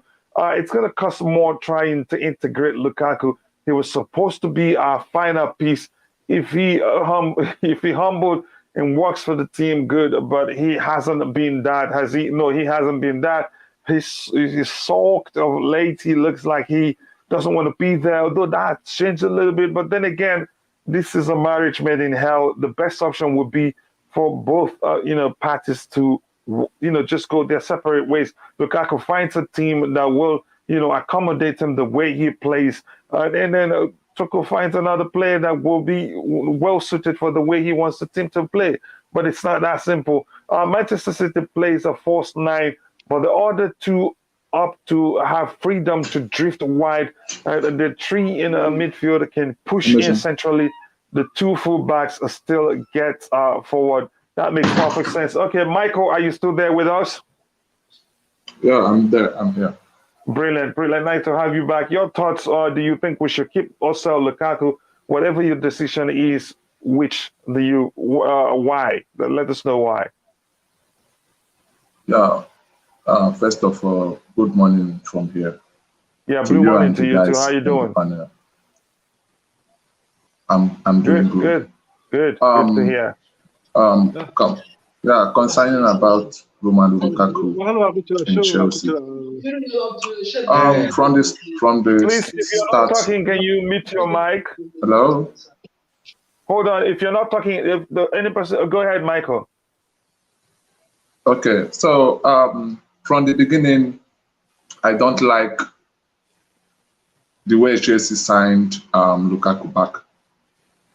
I don't like. I'm not in support of it from the beginning. You understand? Lukaku is the kind of player that he doesn't move. He stands. He stands. That's the problem that he's had. It's not that he's not a finisher. He has the speed. He's strong. He's good on the air. You understand? He's skillful. I wouldn't even agree. He's good on the air. We're not here to talk about his skills. Go ahead, Michael. Okay. The problem he has is his stance. And Chelsea, the pattern of we are playing is not that kind of pattern. Maybe you stand, maybe somebody can create ball to you, then you will go ahead and score. Everyone in that team plays, run around. Cannot stand well play. That's why Kai Havertz is doing well more than him. Kai Havertz is everywhere on the pitch. You can see him in the front, in the middle, front, back, everywhere. And he has the power, he has the energy, to run around. The same thing goes with Mason Mount, So Lukaku staying at Chelsea, I don't think that it will work. It will not. Unless Chelsea will go and look for a creative midfielder, somebody that is good, that can give deadly passes, both up and down. You understand? That is the only thing that will make Lukaku to come out again as a striker in Chelsea. You understand? Remember that we signed him from Anderlecht. We gave him some time. He didn't make it. We now loan him back. We now loan him out. I think Everton and one other club like that. He now come back. Chelsea now bring him back again. The same thing still happening before selling him out. You understand? When he was at Inter Milan, he's doing well because Inter has creative midfielders. You understand? Someone that can give him deadly passes, killer passes. So he's doing well there. But here in Chelsea, there is a kind of ball that our team are playing. We don't play that same the kind of football unless we can buy a creative midfielder, someone like right now we have someone like Kovacic. Kovacic is good.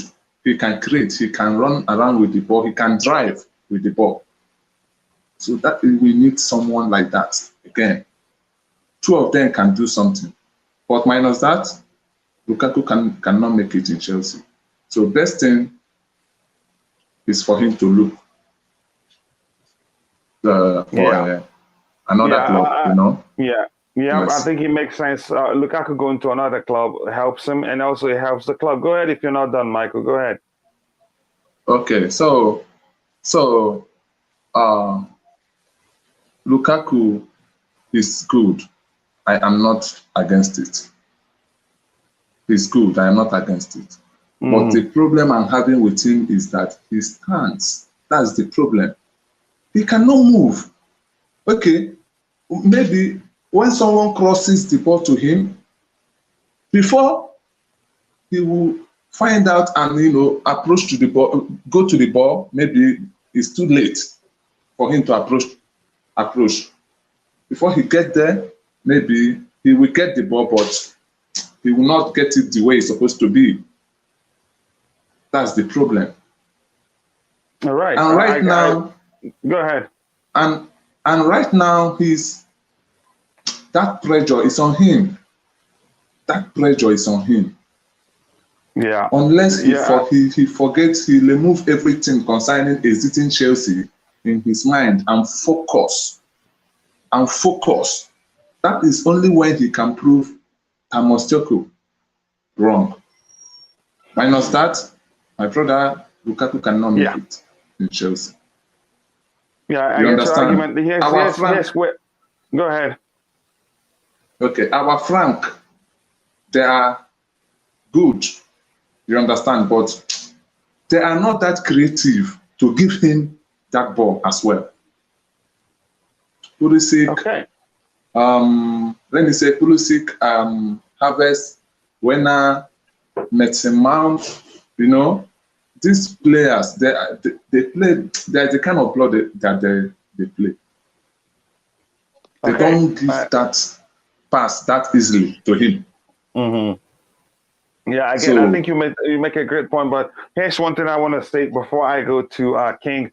The truth is, you mentioned yourself that he doesn't adjust his movement. He just stands one place and waits for the ball, and that's an issue. So even if you get even if you have Fabregas in the team, I think that issue will still persist. But that's by the way, King, are you there with us now? Yes. So your thoughts? Do you think we should keep or sell Romelu Lukaku? Whatever your reason is, tell us. Well, I will sell Lukaku.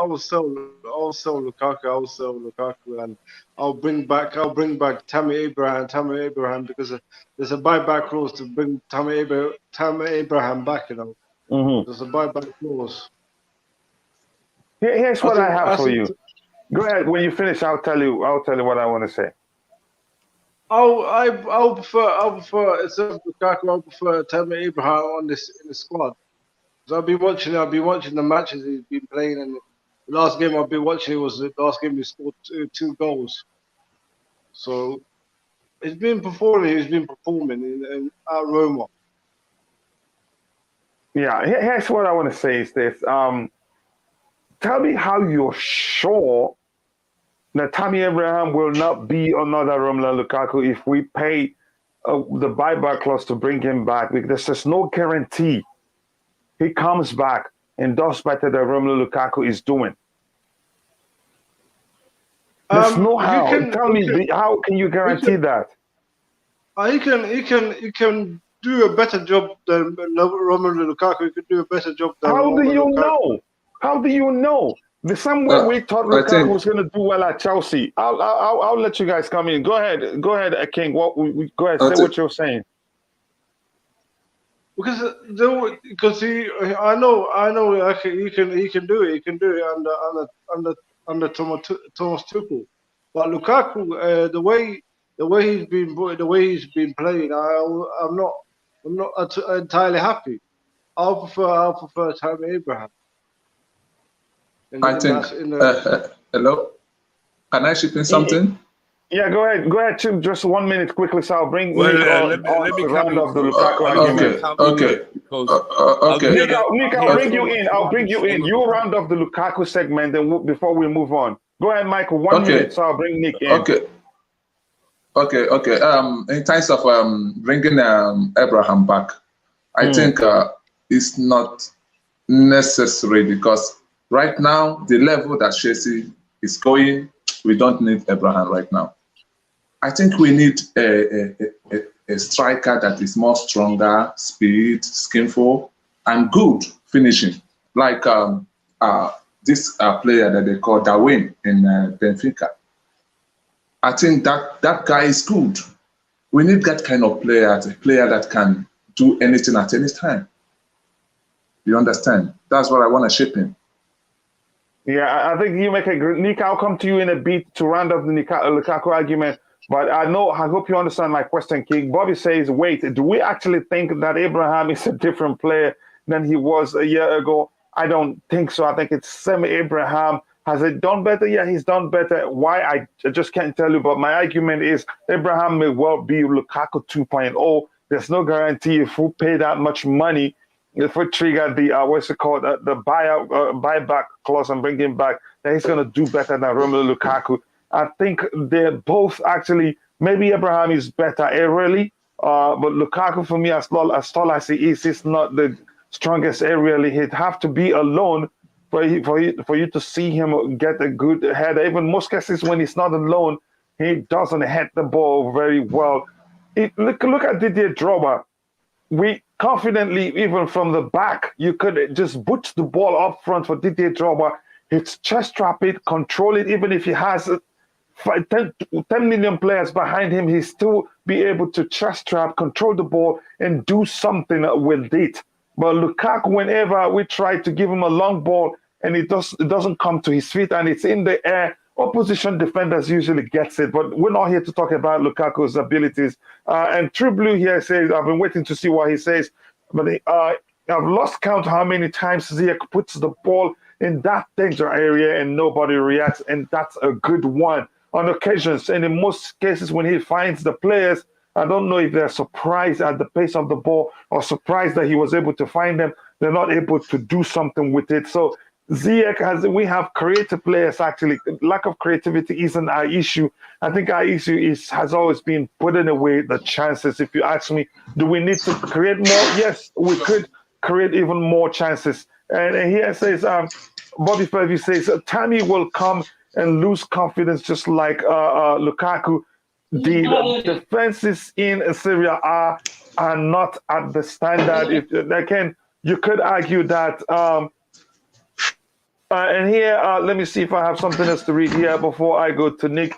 Please, if you're not talking, do mute your microphone. Says Broya suits Chelsea, Coachila.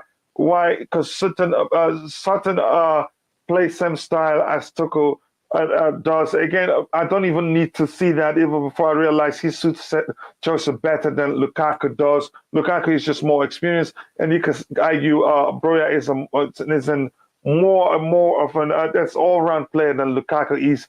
But that's by the way. And with that, before I go to Nick, I'd like to ask us, please, if you haven't, be sure to like the video so that it will trigger the YouTube algorithm, and also subscribe to the channel if you haven't. So, Nick, coming to you, your final thoughts on Romelu Lukaku before we move to the next player. Yeah, look, I've said what I said about Lukaku. Okay, he's not doing it at the moment, and if he carries on, who's that? Can you put your If you're mics not on talking, mute? please put your microphone on mute so it doesn't disturb others. Yeah, look, he's not playing well. If he carries on like this, he's going to be sold. If we like it or we don't like it, he's going to be gone. And Chelsea are going to lose a lot of money. But that's going to happen. But the other side is you have to give him a chance. He's still a few games left this season. And we got, I will give him to January. to prove everyone wrong, because it can happen. Look at Mo Salah. I keep saying it. Mo Salah was rubbish for us. We used to take the piss out of him, like Lukaku. He went to Roma, and he didn't improve much. And Liverpool got him. Chelsea didn't want him back. So he went to Liverpool, and look at him now. Any player on this planet, I know I play football, and it happened to me. When you lose confidence, you lose everything. But once you score that goal, the first goal, when you get a bit of confidence back, anything is possible. Football is like this. So don't, people just say, no, let's sell him now, he's shit, he's rubbish. No, that's not the right way to go about it. We've done this in the past and it backfired. Or, the players we let go, and look at them now, world-class players. So that's why you have to give him the chance. The other thing, Tammy Abraham, forget Tammy Abraham. He has no way in hell he goes anywhere near Lukaku or anyone else in our team. He is absolutely rubbish. He's good at AC Milan because he's playing with a bunch of Italian, soft defenders, soft players. They don't play like they play in the Premiership. He had his chance at Chelsea. Every time he played, he was knocked off the ball by a midget. He couldn't hold the ball. He couldn't head the ball. And don't tell me he heads better than Lukaku. That's rubbish. And, and when he had a chance, he would miss an open goal with no goalkeeper in the bloody goal. So don't bring me that fucking tappy Abraham back. That's what I'm going to say for now. Nick, I think you know what you did there. Language, please.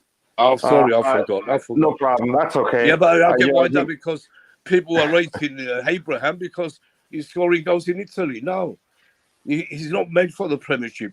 Tuchel doesn't want him. Tuchel let him go because he knows he's not a good player. Not for Chelsea or not for any other Premiership side. He's good for Aston Villa. He was brilliant for Aston Villa. That's why we brought him back. But he came back and he was rubbish. So you have to think before you talk. Yeah. Again, this says disappointed to see we're selling Ampadu. I haven't heard that, and I think True Blue is just here bringing me news that's making me even more mad by the day. I think if the club does this and they fail to realize what a talent Ampadu is, and he hasn't really gotten the chance to show what he can do at the club, I don't think selling him will be a good idea. True Blue is really bringing me all the bad news, and I'm not happy. If this happens, I'm not going to be happy. I'll be really mad. Nick Blue don't know. Again, I don't want to read that. Mo Salah moves Lukaku. Did you see how weight and muscle Mo Salah gained again, as I'm not sure. Lukaku under Conte had a diet under Tuchel. He gained more weight. I didn't even notice that, but that's, by the way, Jogging Club made Mo Salah the player that he is today. You could argue that too. Nick is savage today. Yes, Nick is really savage today. Even the language shows that. Neither is Lukaku. Lukaku's level is Serie A, not a Premier League. Can I answer Fraser? Who's that Fraser? You don't have to. It would just slow us down because we have a lot to talk about. But if you have to, savage, take a minute. Go ahead. I'm savage because I feel for the club. And I don't he said he means it in a good way. It's not an accusation. You have to be like this sometimes. Yeah, maybe he should have used brutal. You're brutally honest today. Savage. Yeah, not savage. Yeah. I can be savage against Arsenal or Tottenham or Liverpool, and I am savage against them. So, all right. Yeah. So, you boys says Rudiger agent new. I don't know. Is he suggesting that Rudiger got a new agent? If that happens, that's usually not good news. Again, we'll go through this. Again, Shiloh, nice to see you here. We've missed you for a while. I hope you're good, brother. And with that, I'm going to ask those that are watching, if you haven't, please be sure to like the video so that it will trigger the YouTube algorithm to push the stream to more people who would be interested in this particular kind of topic. Please do like the video and also subscribe to the channel if you haven't. Nick, you are one of the oldest Chelsea fans. Surely you know what type of striker Lukaku is. Yeah, for sure he knows, but he wants us to keep him apparently. But then again, that's Nick. For me, I think it's better of the two parties involved in the marriage agreed to a divorce, it would do them both good. It would do Lukaku a world of good, given that we're in a World Cup year. It would do the club a world of good. Yeah, also, let me answer phrase that, Coach. I know he's no good at the moment, yes. But, he's lost all his confidence. He hasn't got an inch of confidence. When he does get a chance, he looks to pass it to someone else. I can see that. Because, the pressure is on him and he doesn't trust himself right now. But, I will give him to January. That's what I'm saying. I think... Go ahead. I think by Saturday, we will do the draw. I just wanted to update people for the Roman Abramovich tribute contest, of which if you win, you will get $150. We'll do the draw, and then we'll update those other contestants on the rules of the contest. That's, by the way. Now, I'll start with King immediately on Callum Hudson-Odoi. King, do you think we should keep or sell Callum Hudson-Odoi? Whatever your choice is, let us know why you think we should do that. I think we need to keep him. Why do you think we should keep him? I think we need to keep him because of his pace and his dribbling abilities. Yeah, you could argue that he's quite a talent. I'll go to Nick Blue. The Conte turned Lukaku into a machine. He had a diet, no ketchup, when he saw that.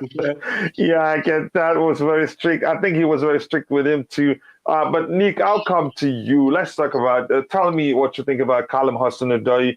Do you think the club should sell or keep him? Whatever your choice is, tell us why. Okay. Yeah, I feel sorry for Callum. I really wanted him to, to carry on and be that player we all thought he was going to be. But Tuchel did give him chances. And he put him on that a left wing back role, and he showed a couple of occasions he could do it. He was up and down the field. I never seen Callum do that before. But his real position is a left winger. He's a winger, like William used to be. But lately, the games he played always been injured. He's out of the picture right now. But the games he did play before, the last 9 games, he was terrible. I can't forget when he hit the post from 2 yards out. He couldn't score if you put it on the plate for him. I can't see Tuchel keeping him. He give him enough chances. I can see him going in the summer, really. I don't want him staying and prove us wrong. I don't want anything. I love every Chelsea player who wears the shirt is my player right now. But, it is hard. It's going to be hard for Tuchel to keep him, I'm afraid. I can see him going, and he's not going to want to go on loan to another club. I can see Bayern Munich, if they're still interested, to come and get him, really. Yeah. Okay, before I say I have my son, Lukaku, I want to go through the panel. But first, let me go to the chat. And I want to take this opportunity to recognize the presence of my friend and brother, Z-Volley, Matt from Z-Volley YouTube channel. If you haven't, be sure to go and check out Matt's YouTube channel. Great content, and I think you will like it. Here we have Ye-Boy saying, Antonio Rudiger's agent Saif Ruby on Instagram. Let's see if I can help review this sleeping giant glory revive, so to speak. I'm not sure what that means, but if you know, please, Ye-Boy, do let us know. We take updates here because the Blue Money Show is an interactive show. And we can also branch out to talk about what the current is. And if you haven't, please be sure to like the video. We have just 27 likes. I think we can do better than that. Let's shoot for 100 likes before the show ends. Here, Fraser says Callum injury has turned into worse. You could argue that I will send him a loaner to Bayern for a year, bulk him up and show him the physicality of the Bundesliga. I think it's better off, improving in terms of physicality in the Premier League, not really in the Bundesliga. And again, I think the key that needs to stay. That's me, but I'm going to tell you why people think he's failing. I don't think he's failing. Odoi is scared of dribble. You can see it is scared of getting another horrible injury. I cannot blame him, and I think he's done better of late. But then again, I'll say everything I want to say. Keep Cho, he's still a kid recovering from a serious injury. That's a great point right there that I can agree with. New owners might be announced today's Coachila might be announced today. Oh, okay. If they do, then we would do an emergency show. You mean a preferred bidders? If that happens today, we would most definitely do an emergency stream to talk about it. And Shiloh here, my Niger brother, says of all current academy players in our team, Callum is the only one who hadn't gone on loan, and he needs to prove his worth. The money he earns, man has been poor, and the stats are back it. Yeah, has he been up to par? Up to the level we want him to be? You could say no, but I think he has it in him, and Tuchel recognizes that, and Tuchel knows why he didn't let him go, and you can see flashes of brilliance, and even he hasn't been that bad. I think people's issues has been because there were games, especially the game against Manchester United, when we thought he was going to score. There were games we expected him to score. He didn't score. But if you paid attention, you'll see he's a creator. He's a fine creator, actually. And he's one of the only players in our team that's able to progress the ball, even when opposition defenders try to stop him. So, again, I will make my point once I'm through with the panel. James Robson, Standard London, a decision of who the preferred bidder could come as early today. If it comes today again, we'll have an emergency stream to talk about that.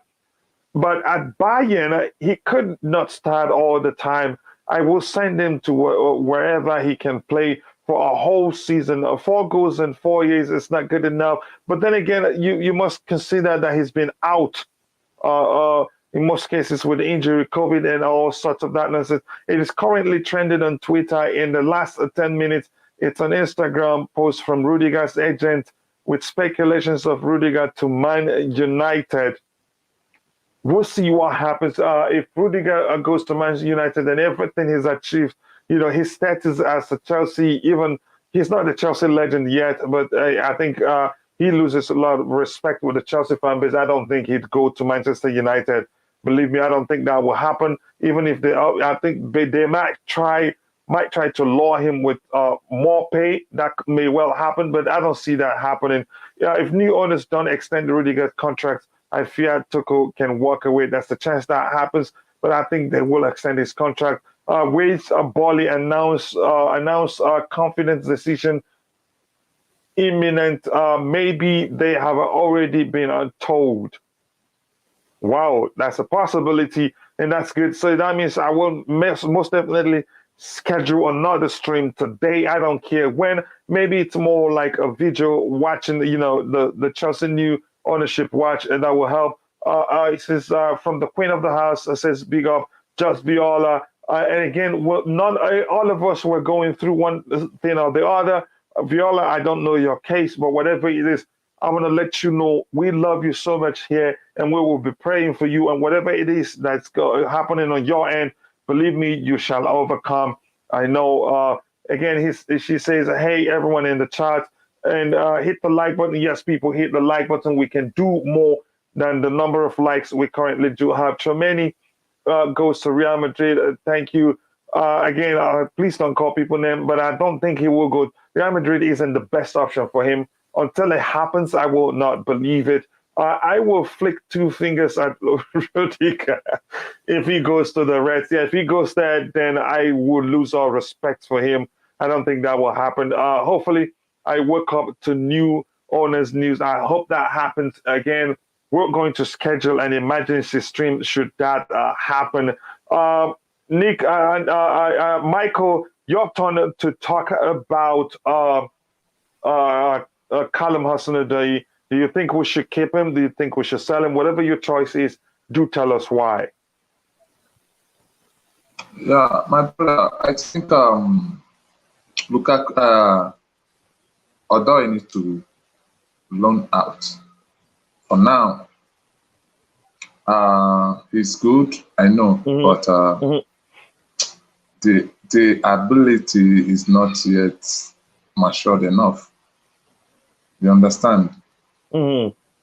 the kind of football that he plays is not yet matured. He needs to be loaned out maybe for like 1 year before bringing him back. So if we check his performance and we see that the performance is okay, then we can bring him back. We have other players that can replace him. So replacing is not the problem. We have Bruja. Bruja can come back and replace him. You understand? So selling him for now, no. Best option is to loan him out. Yeah, for obvious reasons. Yeah, go ahead. Go ahead, Michael. Sorry for cutting you off. Can you hear me? Michael, are you still there? Yeah, go ahead. Or are you done? Yeah. I'm here. So okay. I think if we loan him out, we should check his performance. If he's doing well over there, then at the end of the season, we bring him back to the club. Mm-hmm. You understand? Yeah, that's my own option concerning Odoi. Here's what I want to say about Callum Hudson-Odoi. If we let Callum Hudson-Odoi go, I think he'd turn out to be an even bigger mistake than we made for.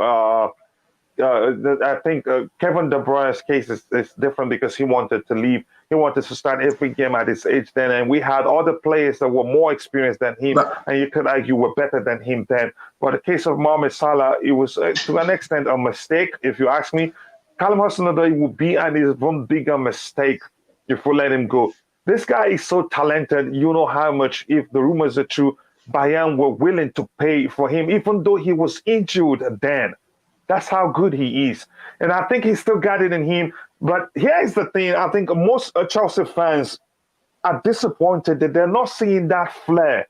They're not seeing that dribble. They're not seeing that directness that he's known for during his academy days or during that period that he emerged, from, that is, we learned so much about him under Sarri, because, and again, we must recognize this: the more he matures, the lesser he tries to orchestrate unnecessary dribbles. Then the more he matures, the less you see those things that you knew him for during his academy days. I think most people don't recognize that, and he's not been bad under Thomas Tuchel either. Yes, you could argue he should have scored more goals, especially that game. The most pronounced miss was that game against Manchester United. He could have put us one goal ahead during just a few minutes when the game started. But it wasn't really that bad of a miss if you look at it. Again, he was just unlucky. And he's a creator. He's contributed to some goals. He's created a few chances. He's also indirectly contributed to some of the goals we score. And if you remember that brilliant goal by Hakim Ziyech, was it against Tottenham? He started that move from the left flank. He took on his man. He did not pass backward. He did not pass sideways. He beat the man, then moved in, drifted into the midfield and found Hakim Ziyech before Hakim now dribbled and find the slightest of spaces before that brilliant goal that went into the 90th angle on that day. So again, Callum Hudson-Odoi is such a talent. I think Tuchel himself recognizes that. Bayern Munich, who were willing to pay, if rumors are true, 70 million plus to get him, understand his talent. And then if we ever decide to let him go, even on loan, you'd see there will not be shortage of buyers who would be looking to get him because they know what a talent he is. But that's, by the way, if you ask me, I'd say he's done quite well under Thomas Tuchel, actually. Let me try and go through the chat here first. Oh, okay, we're not willing. Monaco, we're not willing to sell Tchouaméni. I think that's the truth. They wanted to keep him for another season. That was why Chelsea couldn't buy him. Convincing them to sell wasn't easy. This is just Viola speaking to those in the chat. True Blue, the price was 35 million then. I didn't think really Monaco didn't want to sell him because if they wanted to sell him, I think Chelsea could have gone for him. Yeah, doing okay under the circumstances. Yes, you're blessed, and I think everything will be fine. We have the worst scout. Again, that's your argument. There are reasons to say we have the best scout also. A spectacular value in the media does not mean he was for sale again. I think we could say, yeah, club could sign Tchouameni and loan him to Monaco, but no, we said he was, again, I'm not sure who said that. That might just be rumors. This was by a reliable journalist. Just Viola, I'm doing fine. Good to see that everybody here is doing fine.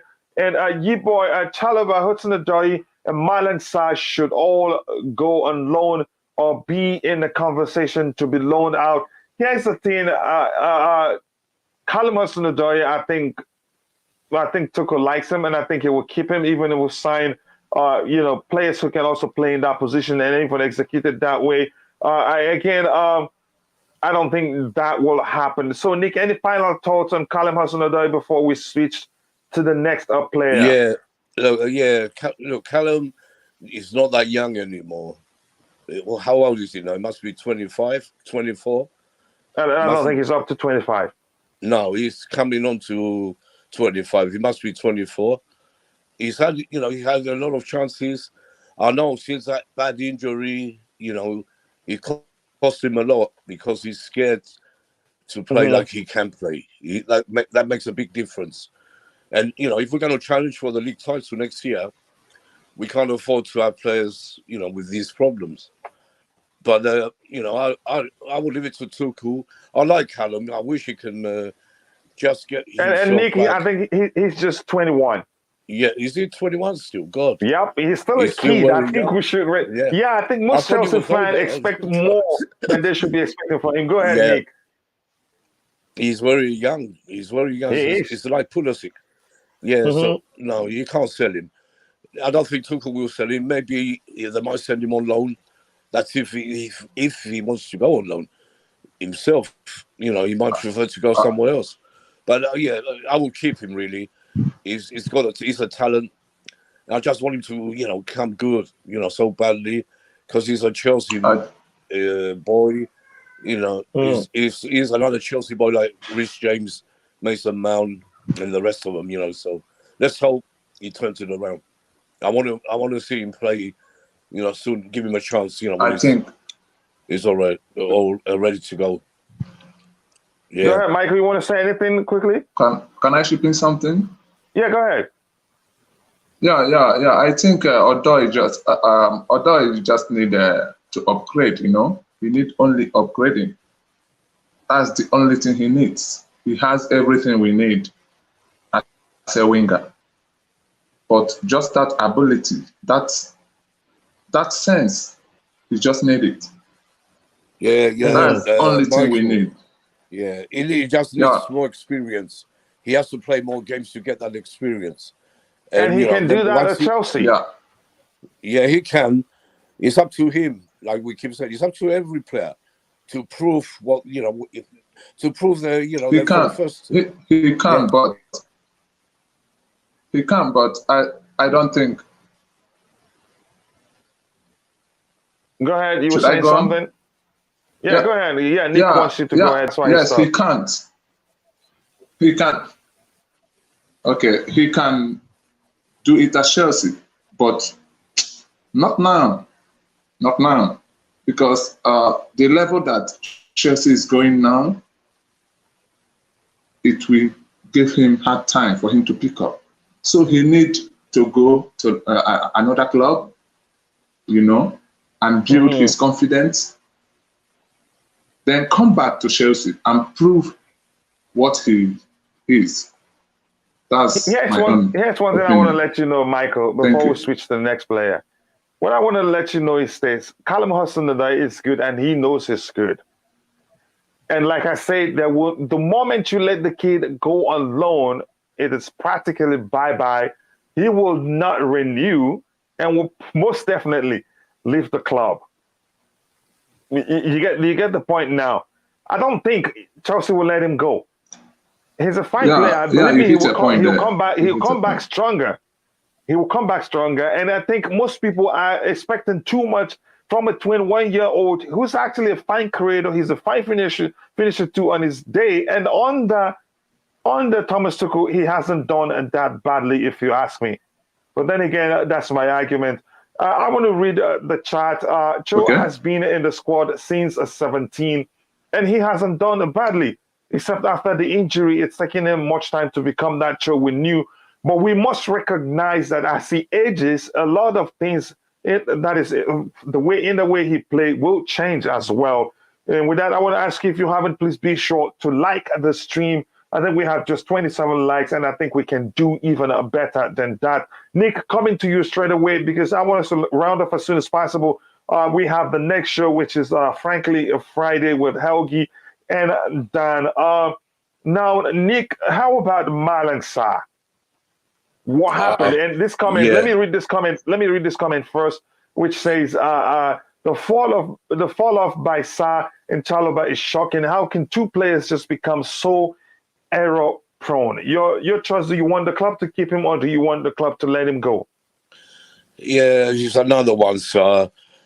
Sometimes he can have a good game, but he just makes too many mistakes. He does it, every other game. Every other game he plays, he's going to make a mistake. So it's a difficult one. I don't know if we can send him on loan. Maybe it's going to be a loan, or we're going to sell him. He's not Chelsea level, nowhere near.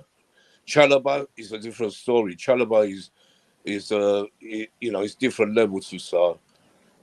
Chalobah has got a future at Chelsea. He had a bad injury. It's not even ready. Well, he is ready now, but soon I think he will play against West Ham. Chalobah. Let's see what happens. Sarr now, for me, I don't think he's going to make it. He has to go. We're just going to add more deadwood players on that bench.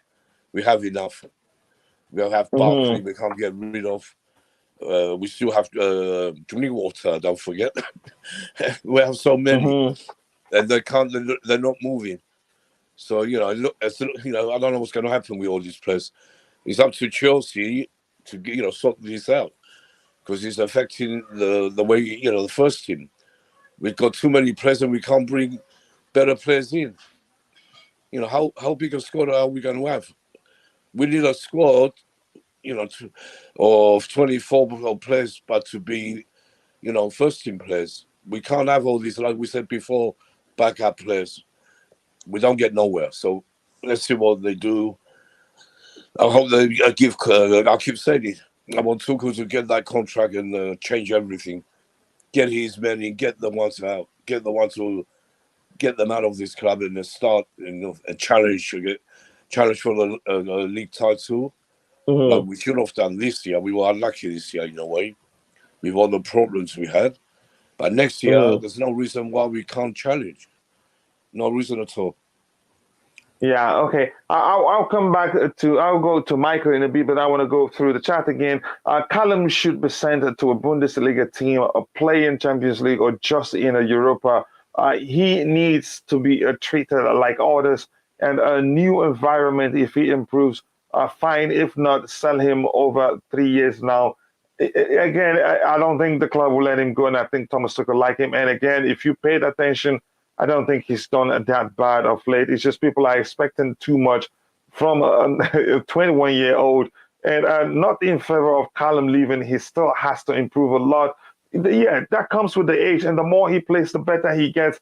And again, I'm going to keep sounding like a broken record. Under Thomas Tuchel, he hasn't done that bad.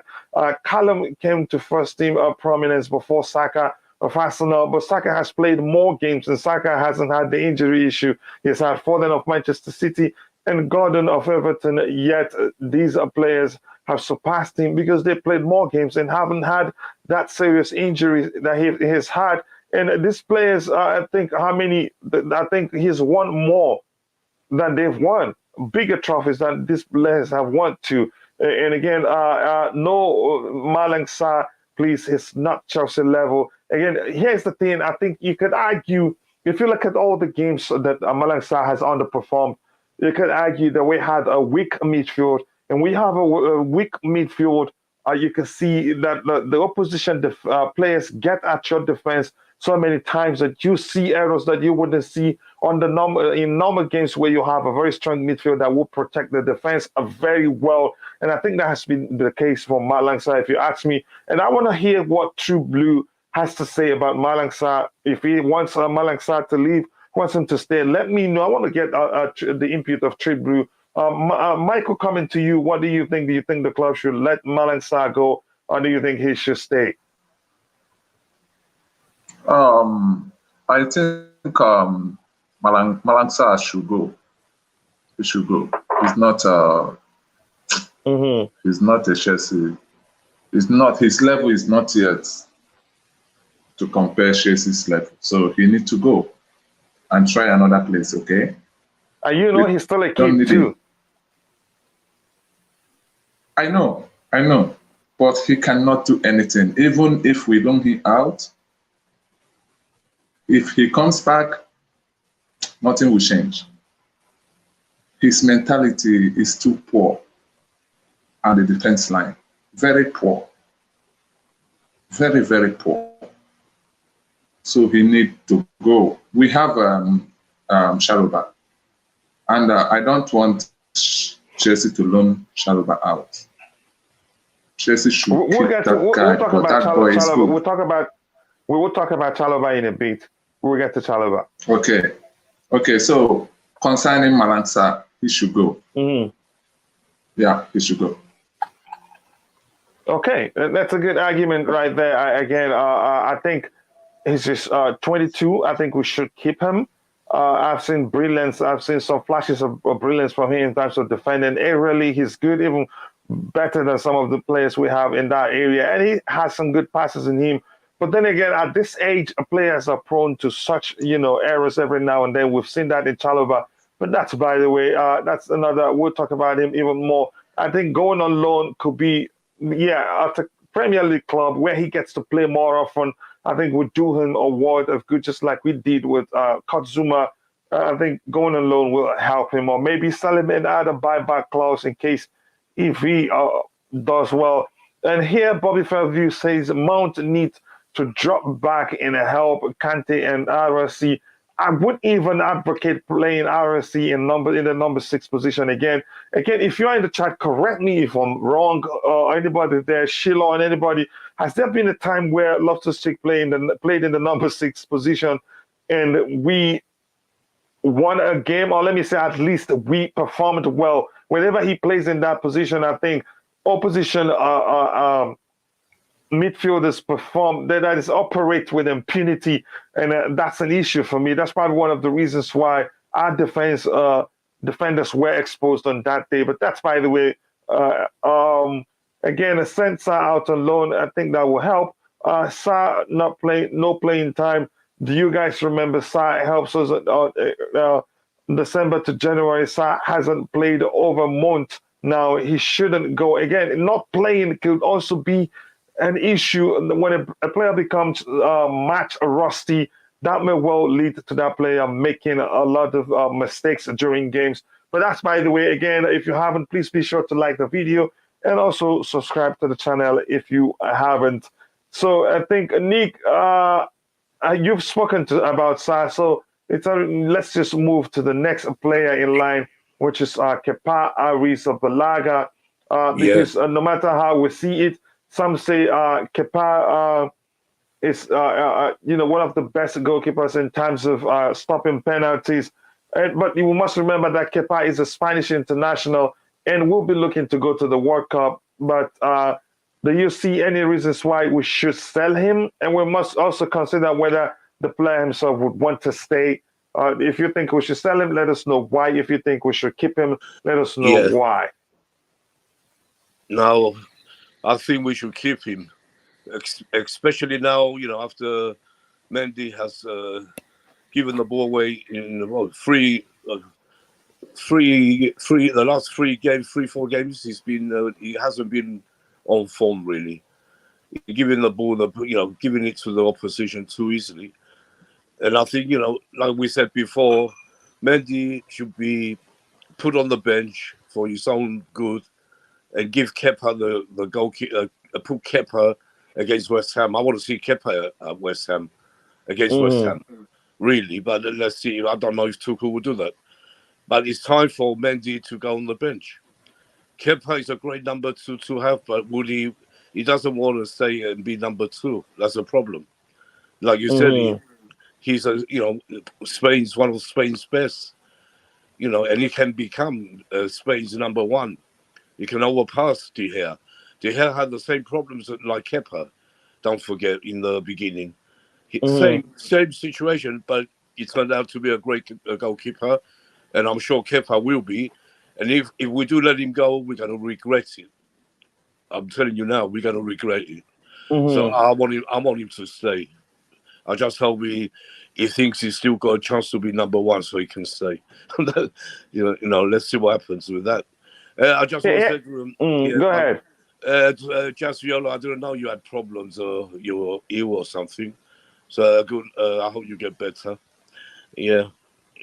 That's why I said with Kepa. But can I mention Chalobah? Yeah. And just Viola, I hope you heard what Nick just said. That shows you how much you're loved here. No matter what you're going through, we all love you. And tap into our energy as people that love you. Add it to your energy you have now. I think you'll be even stronger. And believe me, you will overcome. And Nick just said it. He doesn't know what you're going through, but he's praying for you. And I know you shall overcome. Believe me, just think about us whenever you think like you're alone or you think things ain't going your way. Just remember, we're one family here. That's what exactly. We're family here. You're one of us, and we love you. I came on this channel, from South that time. He brought me on, and I haven't moved from here. There must be a reason. It's like a family here. The people here, the chat. I love every single one. Fraser, Tobago, I can name them all. Strip, I don't want to go through them, but everyone is like a family here. So let's So don't worry about what you're going through. You're going to get over it. I promise you. Yeah. I just want to say, talk about Chalobah now.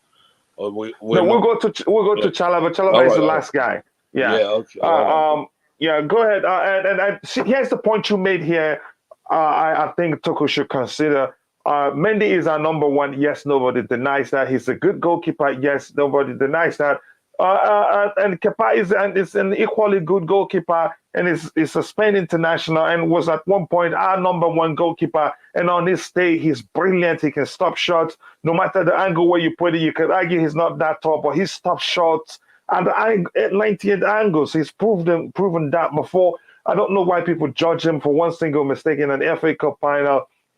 Again, I think at one point you'd be thinking, why isn't he starting over Mendy when he should? And Mendy needed to be dropped to the bench for his own good. Mendy, for his own good, also need to see that he has competition.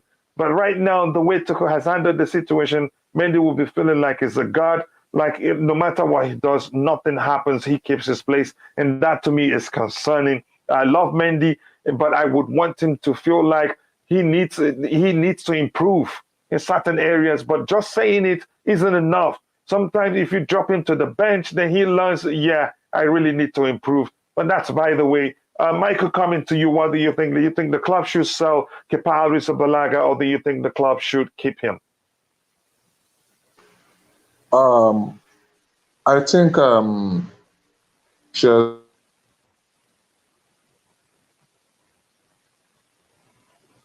You're breaking up, Michael. Can you still hear me? Okay, Nick, I'll come back to you. Nick, can you hear me?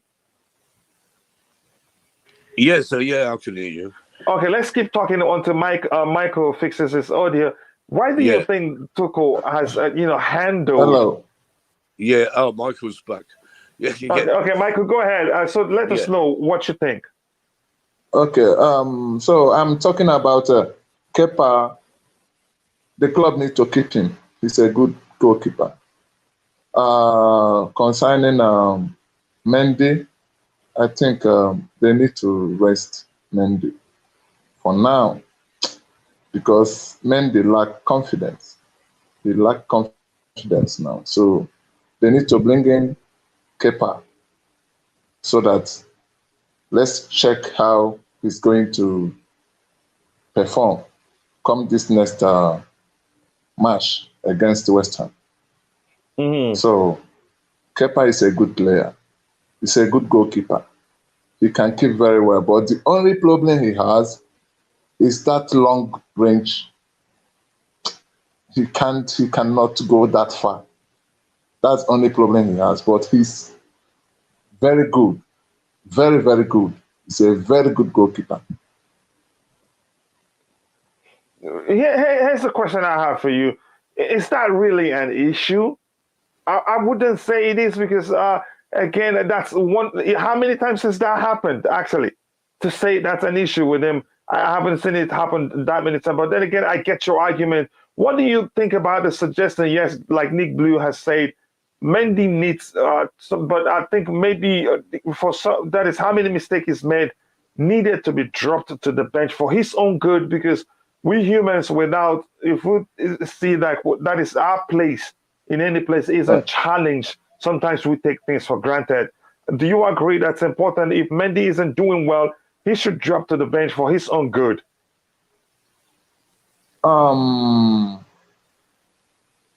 If Mendy is doing well, because what we need is a goalkeeper who can be performing very well. You understand? So dropping somebody that is good on the bench or the other one, no.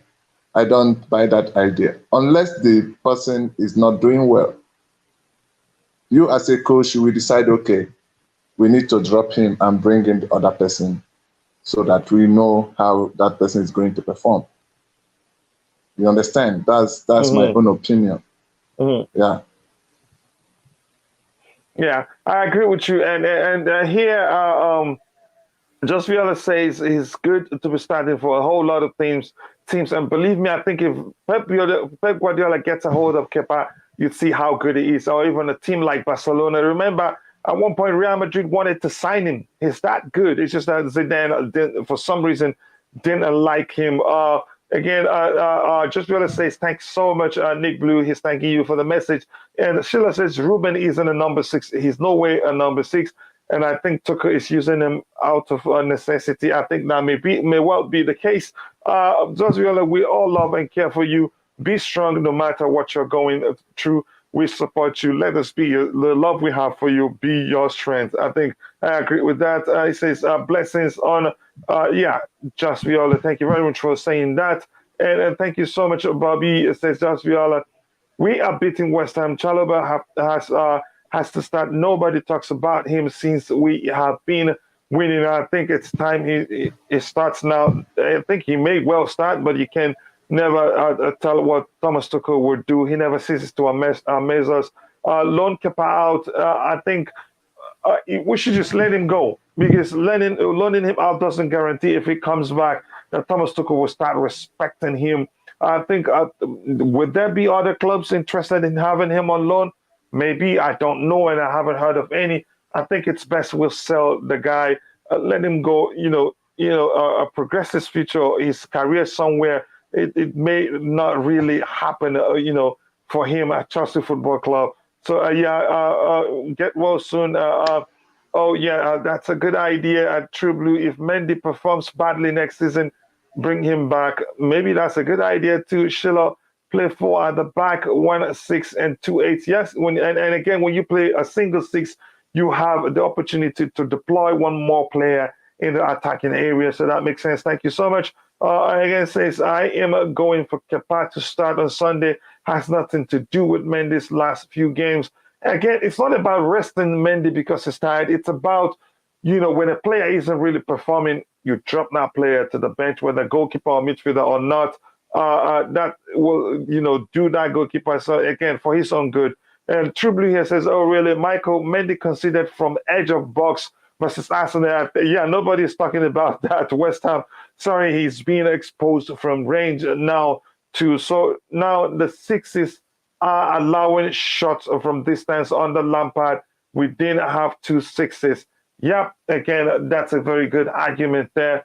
So quickly, again, For me, I think we should just let Kepa Arrizabalaga go. The treatment has been awful. I'm not against Mendy being our number one goalkeeper. He deserves to be the number one goalkeeper.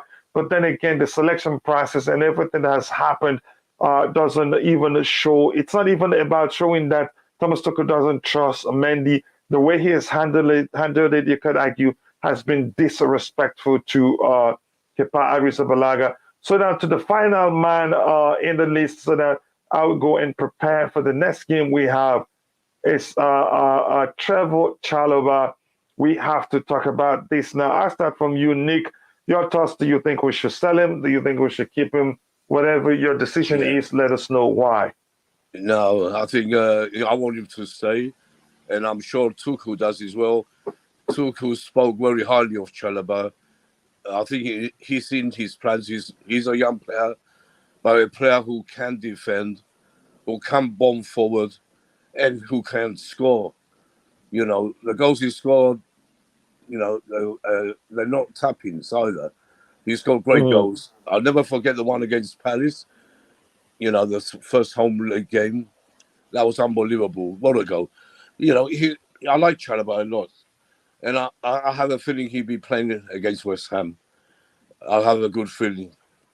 Yeah. So the question I want to ask you, go ahead, Nick. Yeah, go on. Yeah, the question I want to ask you, why hasn't he been playing? Because he's recovered from the injury that's almost a month now, and he still haven't played. He still hasn't played. Yes, I know, because I think because he, just come back from that injury. Tuchel, said he's training, he's in the squad. He hasn't said exactly why. He said, I think it's mainly because he's just coming back. Tuchel wants to make sure, he doesn't get another injury. He's only young. I think he's just saving him. He doesn't want him to get injured again. He's going to be slowly coming to the team. Maybe he won't start. Maybe he'll come on as a sub. But I have a feeling we're going to see him against West Ham. Because, most of the games he's played, he's hardly made a mistake. He's made a couple, yes, but all our players have made mistakes. So, for me, Chalobah I'm sure he's going to be with us next year, Yeah, I hope he stays. He's shown flashes of brilliance that shows that's an indicator of how good of a player that he will become. But you could argue, from what I've seen so far, I think he's prone to errors, it comes with his age. He's still young. Those errors are expected. These errors are not as bad as SARS. Malang Sarr. Yeah, I mean, you could argue that too. So what I think with time, that is something he overcomes with time. But the question remains: will Chelsea be patient enough with him to keep him at the club, to make sure he progresses and be patient with him as he overcomes that period or that period of his career? I don't know, but that remains to be seen. I hope the club keeps him because he's shown that he can be a good player on his day, and mistakes like we've established comes with that age range. But that's by the way. So Michael, coming to you, and Michael, again, I must thank you. I think is this your first time here? Michael, are you there? I think it's a lost connection again. I think he's back. I'm here. Okay, is this your first time on Chelsea Perspective? No, not at all. Not at all. Is this Michael Obika? Obimka, yeah, that's me. Okay, yeah, because I'm not seeing you, I wasn't sure. Okay, thank you very much. And make sure, Michael, I love your input and I like how much you love the club. Make sure to tell other people about the Blue Morning Show and Chelsea Perspective. I appreciate you finding time to join. I want to ask you this, Michael. Go ahead. Yeah, I always do that. Because I love this platform so much. I love this platform. All this why that I'm not back, and maybe I'm not online.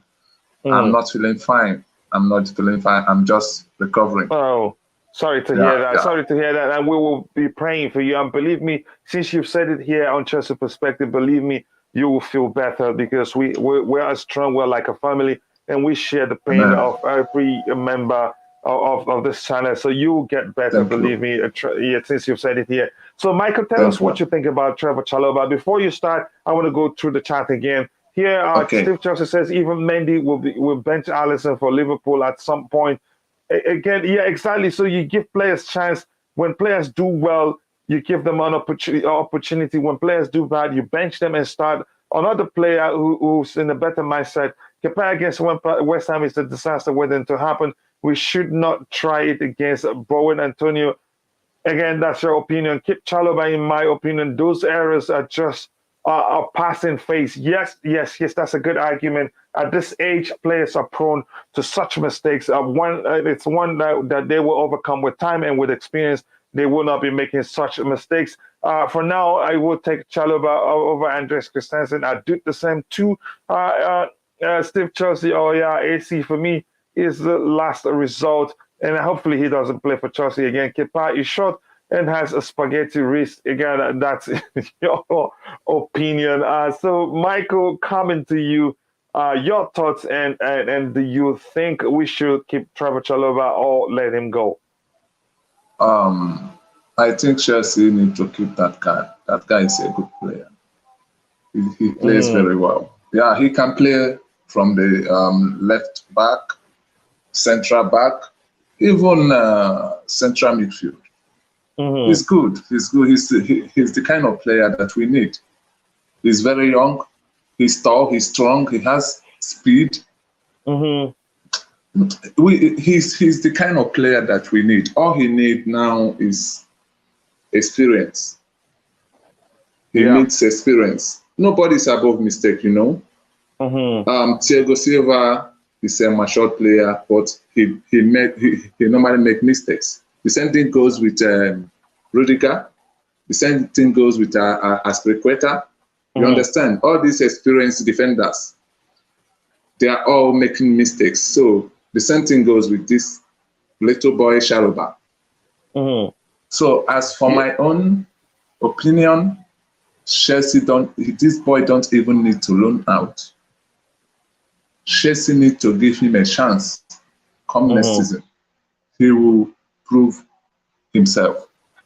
Which I think he needs to stay with the club. I think has shown, he's had some brilliant performances that showed, this kid is a fine player and we should keep him at the club. So right now we're at the final phase of the show. So if you have any questions for us and you're in the chat, please do let us know. So Nick, any thoughts, any final thoughts on the topic we've covered today? About every single player.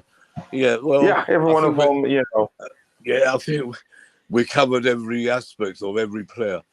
Lukaku, from Lukaku to Sarr to Chalobah, Hudson-Odoi. So Hudson-Odoi for me should stay. Chalobah should stay. Aspi, he's got another year. There's no reason why he should go. You know, even when he can't play, he's a big influence on the players, on the young players. And like Thiago Silva, another one. I'm glad they got another year because, they do talk to these players.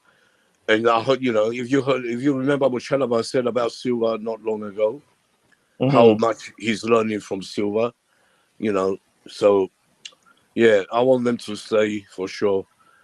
The ones who, like Sarr, I don't think he's going to make it. I don't think maybe alone, but I can't see him making that at Chelsea. But the rest of them, they have a chance. Even Lukaku, he just has to get that goal and change his score. It's up to him. If you really want to play for a certain club, you show it. So it's up to him. If he wants to go, I'm both ways. I just want him to have the chance to prove himself. If he can't prove it, then he has to go as well.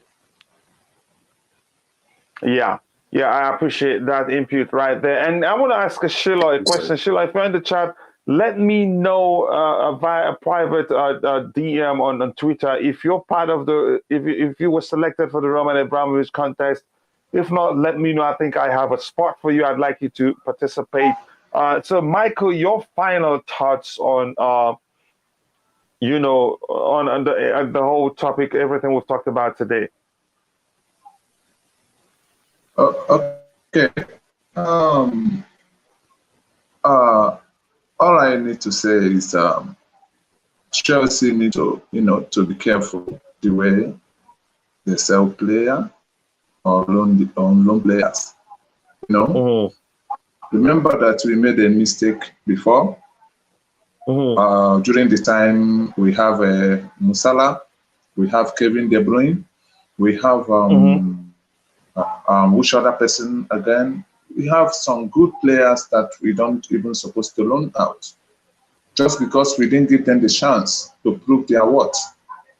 We sell them, and now they are the one hunting us. They are the one punishing us. You understand? So I don't want the club to make that same mistake again.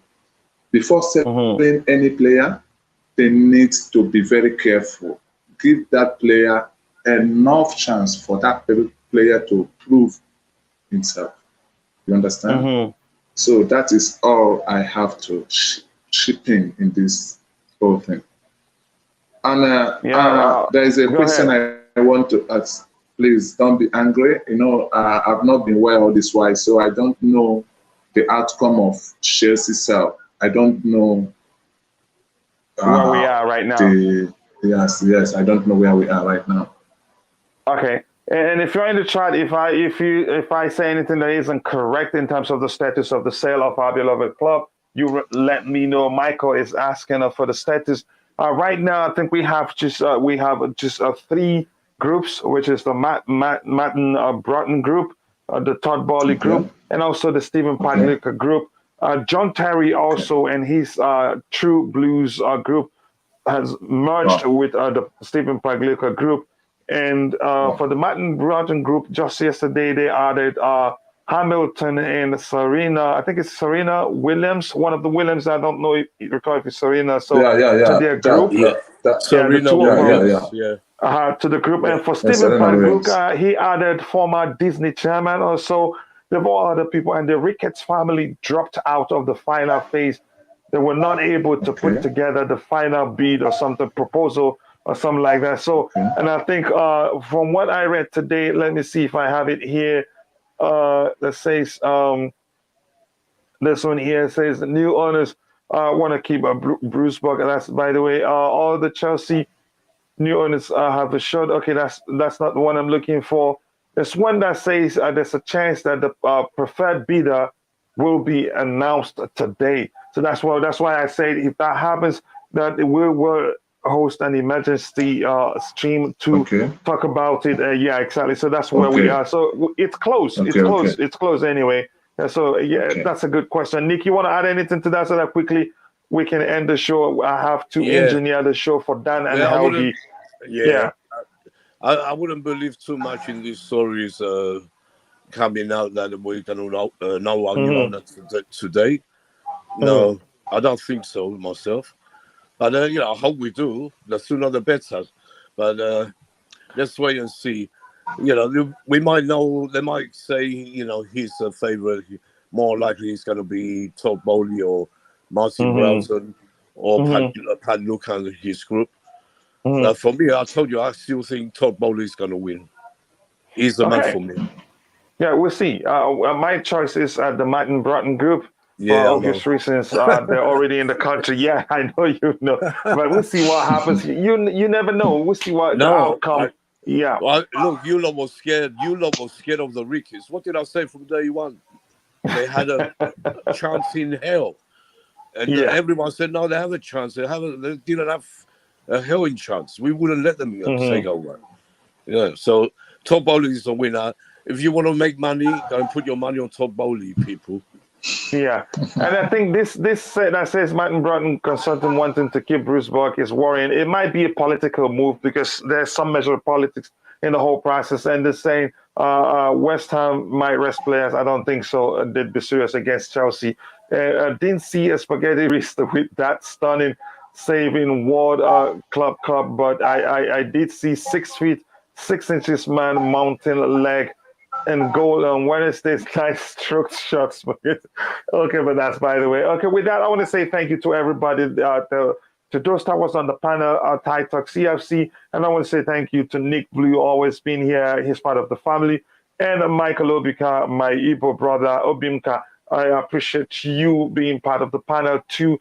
And if you Thank you. haven't, no matter where you're watching from, please be sure to like the video, like the stream, and also subscribe to the channel if you haven't. And I hope to see you in about 20 minutes for the next show. I'm going to share the link for the next show, which is will be hosted by Helgi and Dan, two great individuals who understand the club very well. So please don't miss that show. Make sure to be there. I think it is one you will enjoy because they will talk about the developments with the club. So the news has emerged on the possibility of the new owners being announced today. So you don't want to miss that show. Here is the link to the next show, which starts in about less than 20 minutes.